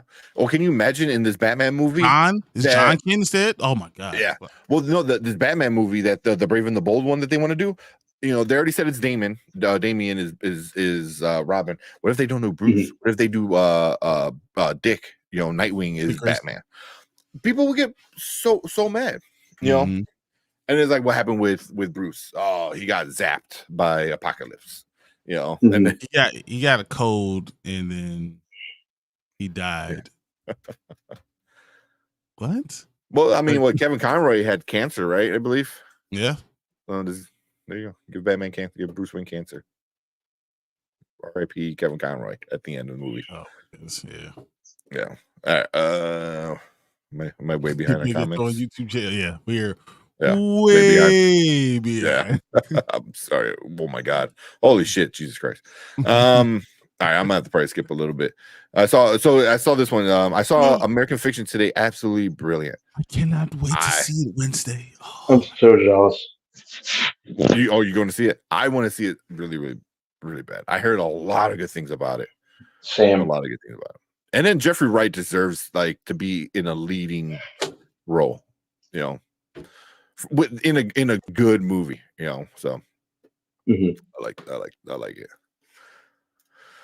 it. Mine's wide open. Been reading comics 40 plus years. My original point stands. Yep. Yeah. T'Challa will return one day. He has to, because he's literally the main character. When they reboot everything, it's gonna be T'Challa again. That's the whole point. But my worry is, once again, it took 28 years of people trying to get this movie made, if not longer. If we go say it happened started in 92 or 1990, it took all that time to get the movie made. So are they going to respect it? I don't know. Are they going to push it again? Are we going to get? Is it going to take that long for it to come back again? Yeah. TJ equals top flight fan fiction. That's exactly what. There you That's a good one. That's good. I like that. It's fan fiction at that point. Starting with Black Pudding, blow. Who said the Black Pudding? We would. Come on, man. Me. Child matters. There you go. It said this is not the comic book, but it is. It doesn't matter, but it's the comic where book. All movie. the information comes from. Yeah, all of it comes from this. You don't change. It's literally trying to get rid of Bruce Wayne. Let's just get rid of Bruce Wayne. That's exactly what it is. They want that smoke. Like what you try to throw it out of me. So you all saying getting you going means to watch longer. I'm good for encouraging. Nice. What is that? Bashinga. So Bashinga is the god that you're talking about, but Bast is the Panther god. Oh, okay. Excuse me. I think I just said it when it's time to make a new story. Yes, we don't have the new MCU story yet. Make new MCU story. Yes, new T'Challa. But see, that's the thing. It's like in comic books, you can reboot all the time because it's like whatever. Mm-hmm. In the cinematic universe, it's never going to be a full reboot. It's always going to be a soft reboot. So at what point are you okay with stuff like that? Bashinga's the first king of Wakanda. Now I think about it. Is it? I think he's the first king of Wakanda. Yeah. Is the first. I'm pretty sure that's what it is. He's the one who united Wakanda, all the different areas of Wakanda, all the tribes and everything. All the tribes. Mm-hmm. Yeah. Well, yeah. Stop her. It makes no sense. You want what you want. Supposed to be his sister. Write a better movie. Yeah. Who said it's supposed to be his sister? But they did. That's what they did. Mm-hmm. And then that's temporary because now it's going to be his bastard son. Mm-hmm. And then how temporary is that going to be? You know, before they decide, oh shit, that doesn't work. Let's make it M'Baku. It was like, oh, okay, so now it's just the guy who doesn't even believe in the Panther got bossed. Mhm. yeah. Black Panther 2 was ass cheeks. It sure was. Because when you spend the first 20 minutes, you know, capitalizing on a man's actual real life death, you know, and that was a comment we got in our last one. It's like, oh, so you want to capitalize on T'Challa? Yes, I do, because that's who the movie's supposed to be about. Capitalize on the title character? On the character, yes. You know, I don't want to capitalize on a real man's death and make you feel sorry because a person you saw on screen died. Yeah, because he's a man, and we should be sad about the man, and that's why I keep on saying you just take your time. Yeah, you should just take your time. I think that's what upset me more about is like you trivialize a great actor's death. You know, because you know. And I'm sure to them they didn't. I'm sure to them on Ryan Coogler and the cast, it was like how you honor them. It was the man, but that's what they're looking at. They're looking at the man and not realizing the character is the character and the man is the man. Yeah. Separate. Carrying on would have with the character of T'Challa would have been the most respectful thing they could have done. Even Chadwick Boseman himself had went on record and said that he didn't want it to end with him. So they could have character to end with an actor, like, because he's like all characters should go on. Yeah. What's her name just said that too. That was the whole point of what she said. The whole video. Margot Robbie. Yeah. It just for me is like disrespectful in that way. You know, it's like it's also it's a dude who kept everything private and secret, and now you're like, oh, let's make a movie about it. I was like, no, like he didn't tell the world for a reason. You know what I mean? You know, I was like, what are we doing? Like you're supposed to be his friends, you know, and you didn't even know about it. That's how secret he was. See, I'm skipping around. So sorry if I'm missing. I'm trying to skip. Beekeeper looks like a transporter spinoff. It's better. It's better. It's better. It's boy. Yeah. Good Lord, dude. Book of Karen looks fire. It looks good. It looks really good. I'm really curious to see how that comes out. Ask Major about Get Out. He knows I love Get Out. I love the. He's like, you don't even. I bet you Jonathan Majors doesn't you drink tea out of teacups anymore. He's like, get that away from me. Get that British shit out of here. He talking about the candle he knocked over is probably a teacup, and that's what just snapped him out. I just lost it. What are they call crackers biscuits or some shit like that? Yeah. Yep. He goes, we call crackers, motherfucker. We're calling that shit. Biscuits? What the hell is this? It's dry biscuits. Trousers. Pants, not trousers. See. Did y'all call him a best? That was what was that? A bastard? That was crazy. Oh, is that what you mean? Yeah, he's a bastard. He never knew his dad. And his dad sent him away for some reason, because that makes so much sense. Let me get Jason in here. Jason said some Get Out was scary and story was on point. Us wanted to do a lot in one movie and complicated more than it should have been. Nope was fine. I loved Get Out. I like Nope. I really like Nope. I went up watching it the other day. I really liked Nope. Yeah. I love the crazy anime alien ending. Dude, Get Out was so scary to me. You have no idea, like, for real. That's the worst. That's my worst nightmare. Like, oh. Yeah, because you just feel uncomfortable and unnerved the entire movie, like from the get-go. No, Jordan Peele did a great job. Run! You not see her? Run! We got Perp and that's what's up, Perp. Going on. Make sure you go check out Perp. Perp's got a bunch of stuff going on. A bunch of reviews, all that good stuff. So yeah, might skip around a little bit more. There you go. Black Panther was booty juice. I saw that. Yeah, it was trash. I think they could have introduced a T'Challa variant, Secret Wars, whose Wakanda was destroyed, being taken in by our Wakanda, becoming king, a happy version of Spider-Man 2099 across Spider-Verse. Yeah. I mean, I was on board with the variant thing. You know, you already have a great variant. Star-Lord T'Challa. I think would have been great. You know, he was a great character who knew how to handle things. He made Thanos not even be a bad guy. I think the only problem with Star-Lord T'Challa, there would be no conflict because he would fix it immediately. He would just fix It's just everything. that good. Everything it would be the perfect universe because he just made everything better. Just he was like, and you're good, and you're good. See, but I think that would have been good too. Is like because he would have came and actually learned about the place he remembers as a child, like the place that remembered like our lost prince. But then also I think it would have been an easy connection to the intergalactic empire. It's like he's already no space, like easily transfer that. So like make the whole Black Panther like world a universe, like so. I think that would have been a chance to give me my Blue Marvel movie that I've been asking for. Nice. Add on the Blue Marvel. Give me that one right there. Yeah, and even going back to Chadwick knew how important T'Challa was, that he wanted another version of T'Challa to be around. So he voiced Star-Lord T'Challa. So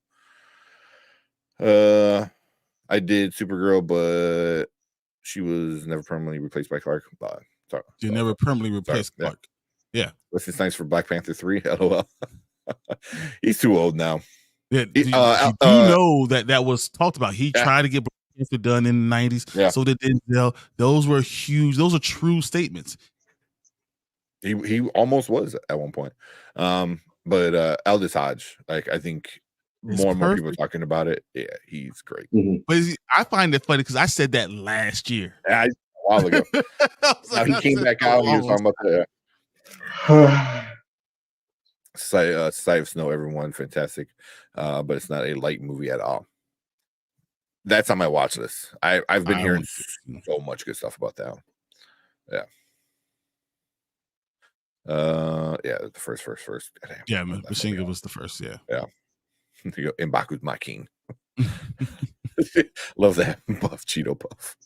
Buff Cheeto puff. Yeah, like how Nakia's booty is more powerful than that herb. Oh man. There you go. That's how T'Challa died. They told him like, if you eat that booty, you will die. He's like, God damn. Oh well. He's like, well, it's a good day. Gotta go sometime. Oh man, at least that would be an explanation rather than I don't know, he just died. Superpowers, no one ever dies. Yeah, it's a flawed story. He'll be back. I agree, but the movie was booty. Evans Murph and the homies like that. Yeah. There you go. Kenny said, do you think Ryan Coogler said to himself, I'm about to capitalize on Chadwick? No.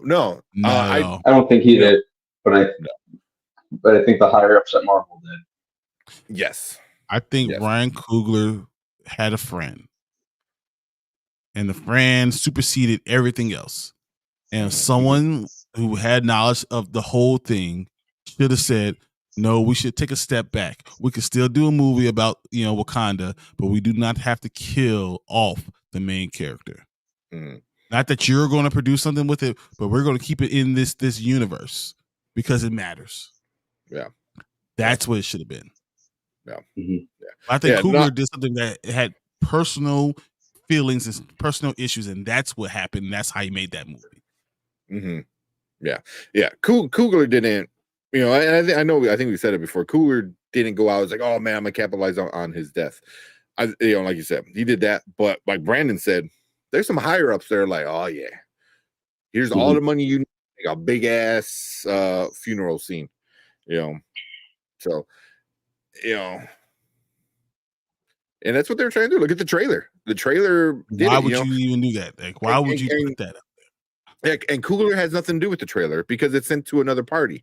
There's a whole nother company that makes trailers, whether it be in-house or not or something like that. So they see that like, oh yeah, we're gonna make a friggin' trailer that just shows you how sad you are, so yeah.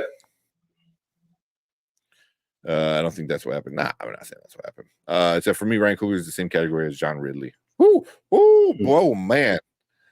Shots fired. Pow, pow, pow. Okay. I think John really way worse. John really does it on purpose for no other reason besides. Okay, maybe you guys let me know if I'm out of hand on it, but I think he's like a guy. He's like an Uncle Ruckus. He's a self-hating like black guy.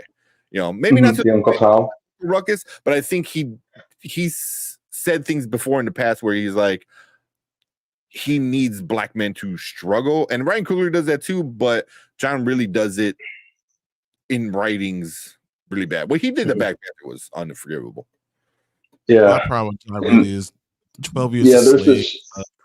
It's hard to watch a lot of his movies. There's this stigma, unfortunately, that a lot of black-led movies need to be rooted in trauma, which is something that I vehemently disagree with. Exactly. Actually, that pays perfect, bringing the whole point of the whole what makes T'Challa so special. He's once again, he's a king. He's the leader. He's the smartest man in the room. He's probably the richest person in the world. Like, he is all things while still being a good man. Like, you can be all those things. And, it's funny because we don't get a lot of superheroes as black men, but the one we got was almost perfect. And he had his own struggles, even in being that. And it's like, you have to respect what this is and how much it matters. Like, we don't have a lot of tries at this. We don't have Captain America, Iron Man, Superman, Batman. It's not what you don't get the Thor. You don't have that. You got one that's like that perfect. Everyone else is, because there's a lot of other black superheroes. I mean, because I have Storm on my shirt. I told you, I just talked about Adam the Blue Marvel. There's a lot. We talk about Static Shock. We can talk about Black Lightning. But there's nothing the same like T'Challa. Being a king, leading an entire country, being a representative for all black people. There's nothing to that level. So, yeah. But you got it out me. Oh, yeah. Well, I'm looking at what else John. So John really was just a producer on 12 Years a Slave. Executive producer, yeah. Trying to see he did. What you wrote. He was an executive producer on He's a writer. Barbershop. He was what did he write? He wrote the screenplay for 12 Years. He wrote the screenplay for Red Tails. The creator. He was a TV creator and writer for Barbershop. Yeah. He did some of the Justice League ones too, the animated ones, and he did some Static Shock, Undercover Brother internet series. But yeah, he did Martin and Fresh Prince. Way back in the day. But I mean, what he's recently done was the Black Panther comic, and I mean, not about the comic. I was gonna say these was like that's why he should not be named. You made us say it. Yeah. Love Get Out. Nope. So Jonathan would no longer use a driver. He will now only run everywhere going forward. That's a real Get Out sequence. Yeah, just run like middle of the night. Oh man. We said the real Black Panther would have had Storm as his queen, but we get what we get. I'm grateful because the first Black Panther was great, in my opinion. Yeah, it was. I loved the first one. I used to get such a sense of joy out of watching it. Now, not right here. Really anymore. But, it was wonderful, but it's because the character too, and the character deserved to go on. We deserve to have more. I deserve to have more than an hour and a half of screen time in all the movies that he's ever done. We deserve more. That's all. Don't take what's piecemeal to you. Talking about Cat Williams, because Cat Williams is everywhere right now. He was part of the recast stuff. He was out there on stage talking about why you killing our only black superhero. He's not the only black superhero. That's what I say. There's another one. The biggest. He's by far the biggest. Yeah. With the longest run. Yeah. Star was given a name to Peter Quill by his mom, yet T'Challa's was magically has that name. That's true. I never thought about that. Yeah, that's true. That's true. I have to go back and watch that episode because I wonder if they do say that, because that is interesting. Or do the friends just give it to him like, yeah, you Yeah, know like, what? You're like a figure out- Star Lord. The Lord of the Stars. Jason said, by the way, I heard that new Wakanda-based project on Disney Plus might include Iron Fist. Iron Yeah, Fist. take it with a grain of salt, but there's been discussion. Yes. Yeah, be interesting to see what they do. Yes, in fact, Wesley tried so long he should be an elder or villain or something. Yeah, I mean other the people. story is really interesting about how Wesley Snipes pushed it during the 90s. He said the box office like, I can do this. This would be great. Mhm. You know? Yeah, listen to Chadwick's brother. Man said it. Who's John Ridley? John Ridley wrote not the current Black Panther comic book run, the previous. And what he did to T'Challa is she's fixing it now. Right now, Dr. E. Ewing is fixing it more or less. It's a little gonna bit take a too little slow while. for my it's Well, taking a little gonna bit take- too low for it's only my issue liking. 7. It's only issue 7. No, it's taking too long. You should do some take some steps. Issue 2. I think she'll get there. She's definitely going to You know, the and right she already said like she doesn't believe in like just completely trashing the previous work, but changing it. But he like made him not a king, and like he's banished from Wakanda, He's which is banished out of Wakanda, and they crazy. changed Wakanda from a monarchy to what's it a democratic republic or something like that. So, with the parliament, and the parliament is really in control of everything, and it's so like he did such a weird thing, and they just are anti, T'Challa. They're anti Black Panther. It's just so bad. He made Captain America like beat the shit out of his T'Challa. ass. I don't know. It's super like, bad take. Captain America is just a dude with some steroids in it. T'Challa is much more. He's connected to the elders. He should have kicked his ass. I'm so mad. Give me the rematch. Dr. Ewing. It's really not well done. It's bad. Dr. Ewing, give me a rematch. That's all I want. If they do that, it would have to be like a standstill at best. It's not from Static Shock movie. Oh yeah, 100%. I'd be all for it. I'd be all for a Static Shock movie. I want the child to have Captain America, and then he lets him go. Yeah, and walks. Yeah, he was nominated for the screenplay for the Oscar 12 Years a Slave. So. Yeah, I know. Yep, I'm not. Yeah, but he there's articles where he has interviews and stuff like that, and some of the stuff he says, I was like, damn, really, man? Like, I don't know. No more movies with Black people struggling. That's his forte. It's unrealistic. Yeah. And that's kind of what John really is kind of really good at nowadays. Yeah. So, I said I like Blade better than Panther. Sorry, not sorry. So for a black great, he has to be dark. He has to be a vampire. I got you. But if your first be honorable take is like Blade, especially in the movies, but like comic book, Blade never had a great comic book run. He had good comic book runs. He has good ones. He has good ones. Still does. Yeah. He has some good team ups though too, and stuff like that. That's what it was. He was more the Midnight Suns. It's more of that than it was great comic book runs of just Blade. It was okay stuff. Yeah. Great story idea. Looks fire. It does look fire. It does. I'm kind of happy about the Unlimited universe coming back in some aspect. Some of it was bad though. Marvel didn't have the rights to Storm. Not at the time. But now what are you gonna do? Now you got a fucking 5-year-old, and then if Storm comes in, what version of Storm? I believe wholeheartedly that both the comic book people and the movie people never wanted to show T'Challa with Storm, and that idea of black love, being from both, because she's also a princess. I believe they never wanted to show that, and they don't want to have that connective tissue to be based with Black Panther too, because then because they could go to Fantastic Four because they led the Fantastic Four. Black Panther started off in Fantastic Four. You could go connect to so many different things if you use both of them together, and that's why I think they never allowed it to stay. Yeah. Even though it was great in Civil War 2. It was great in the Wedding of a Century. It was unbelievable.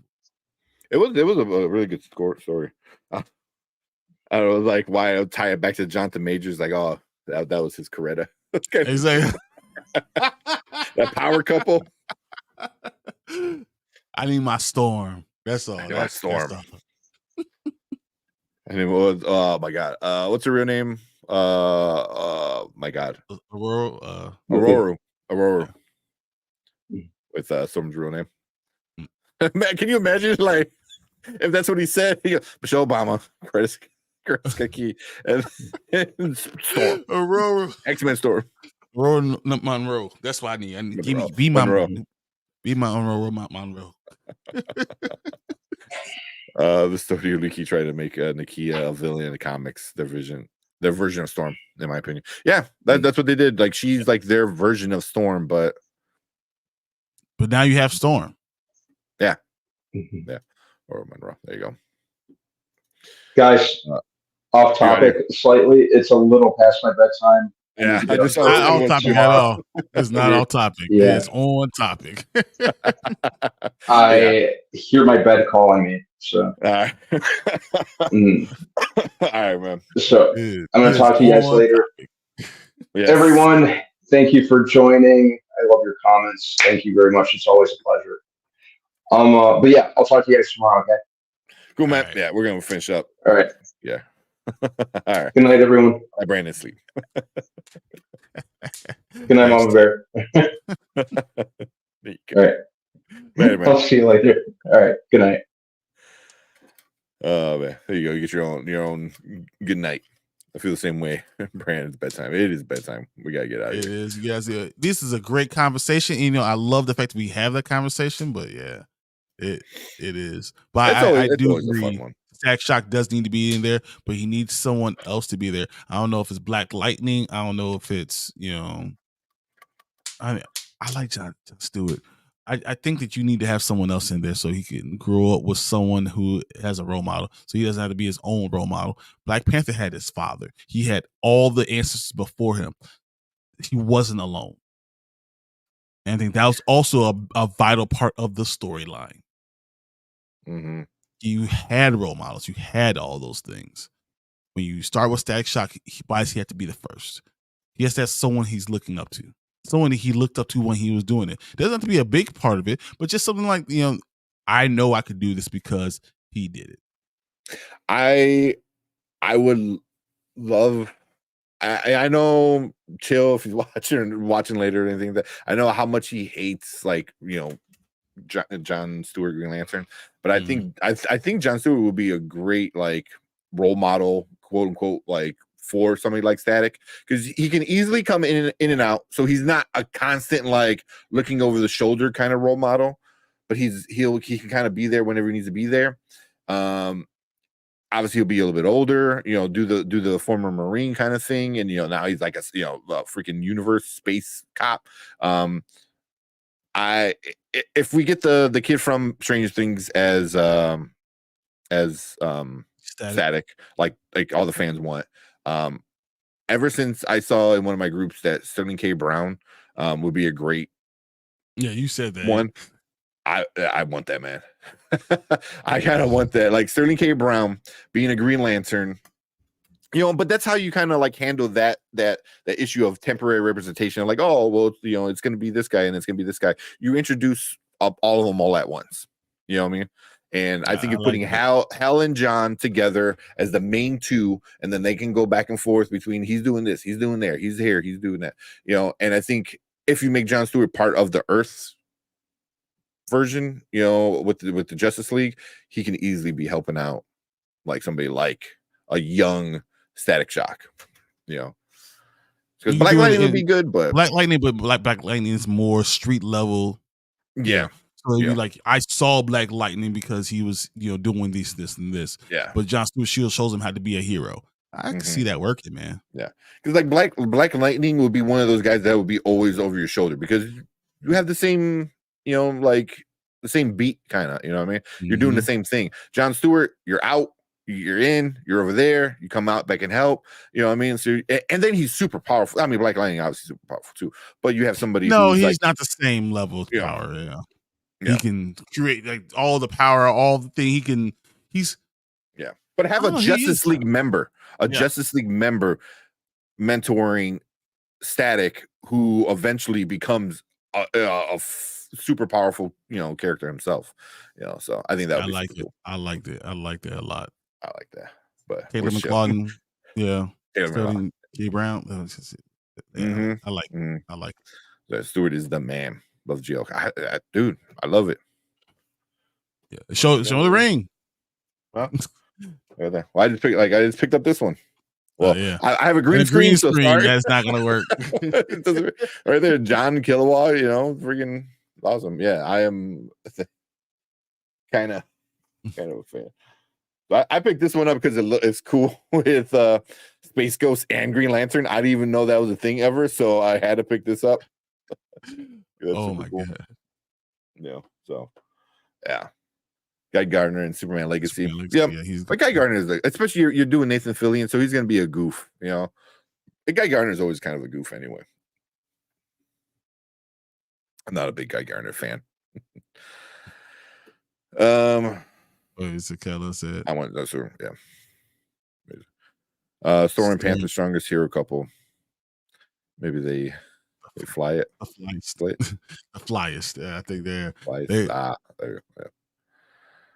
I like him. I think because once again they take over for Mr. Fantastic and the Invisible Woman. That is a storyline that happens, and he takes over because when they're having their marital problems and they have to kind of bow out. They are super. I mean, and Storm is one of the most powerful mutants. She's an Omega level. She's an Omega level mutant. Yeah, it is like literally. And then it's a child who's like part like this is power from a god.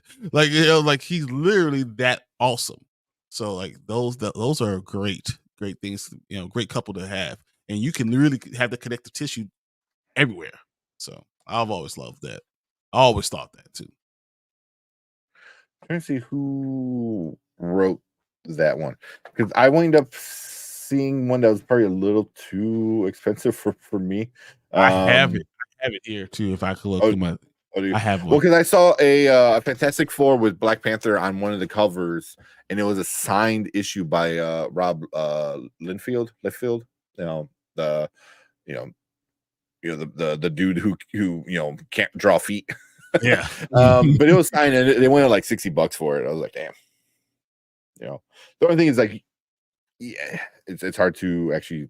You would have to authenticate it, but like, yeah, it was kind of cool.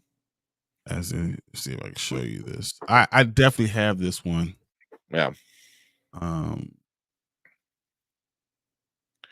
wanted Stewart, but we're getting Kyle Rayner. I think we're getting all of them. But this is the cover, right? That's a nice cover. Yeah, I literally have this one. I thought it's so cool. It's a very cool story too. Yeah. I'm taking over.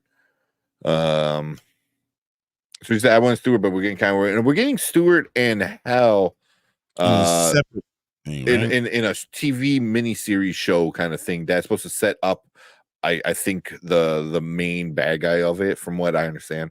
But I know we're getting Guy. I don't know if we're getting Kyle yet. But I wouldn't be surprised. And now there's a big movement for Melissa Barrera to be Jessica Cruz. Which I'm cool for that. Black Lightning be good for Static. But you have to put a separation between, because the powers are so similar that what you end up having to do is like, I saw him as I was growing up. When I was little, I saw Black Lightning do A, B, C, D. I saw him doing these things, and then now I have an idea what street level hero would do, and I'm doing the things I saw street level, and then I could go ahead and let John Stewart show me how to be worldly superhero, and you have multiple Black superheroes in a storyline that would be awesome. Yeah.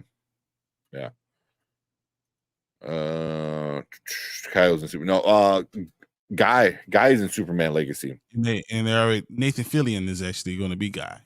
Yeah, they already Superman casted him. I mean, they might have done Kyle too, but I know they did Guy with Nathan, which makes sense because Nathan has voiced, like mainly Hal Jordan a bunch of times in that animated. So, Aubrey Joseph would be a dope as Static Shock. He's actually portrayed Cloak and Dagger. Oh yes, I like that guy. He's a little too old though. He might be, but Caleb McLaughlin is 23, which is not bad. You can still play. 16-year-old, 17-year-old, maybe. How old is the Aubrey Joseph? I would think the same age. But Cloak and Dagger came out such a long He's time 26. Ago. He's 26. That's why I was like, that was a while ago. That's not bad. That's not too bad. Cloak and Dagger was really good. I gotta admit that one. That was on Hulu. Yeah. It didn't get the claim that it should have done, but it was very good. Yeah. Hal and John aren't going to be in the series until season 2. Oh, really? I don't know that. Nathan and James Gunn's buddy. Yep. James Gunn likes his friends, so they will forever have jobs. Exactly. Yeah. Right. Bring Frog. Yeah. So not a popular one. Yeah. Guy's a goofy. He's a goofball, man. That's what he does. Hey, it's almost 12:30. It is. Time. It is. Yeah. Way past time. Hey, we're supposed to start going globes. We started talking about recast again.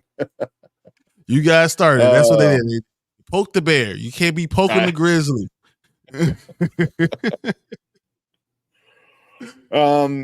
But cool. Appreciate everyone coming and hanging out with us. Thank you guys so much. We'll be back on Thursday talking Percy Jackson and Echo. I mean, well, I'm gonna binge it. I already know. It's only 5 episodes. I'm for sure gonna binge it. I'm off on Wednesday, so I'm good. Yeah, you're watching it, so I'm pretty sure Brandon's gonna watch it too. So yeah, we'll definitely probably talk that and get caught up with Percy Jackson. Up in the mass destruction. You just drop the bomb. Distraction. Distraction. Yeah, you put that in on me, man, and next thing you know, I'm all over it. Yeah, I know. Poke the grizzly. Exactly. So good. We're poking the bear without a first date. Oh my god. Yeah. I appreciate all you guys. But we are out of here. We will see you guys on Thursday. Another fun show. Appreciate everyone coming in, hanging out with us. So if we miss your chat, I'm sorry. It's just sometimes, man, it just keeps going. Rolls up. Yeah, it keeps going. But yeah, we'll see you guys on Thursday. Appreciate all you guys. And thanks for all the fun. That was great. Always. Thanks, guys. Cool. Have a good night, everyone. Later. Don't forget to like and subscribe. We out here.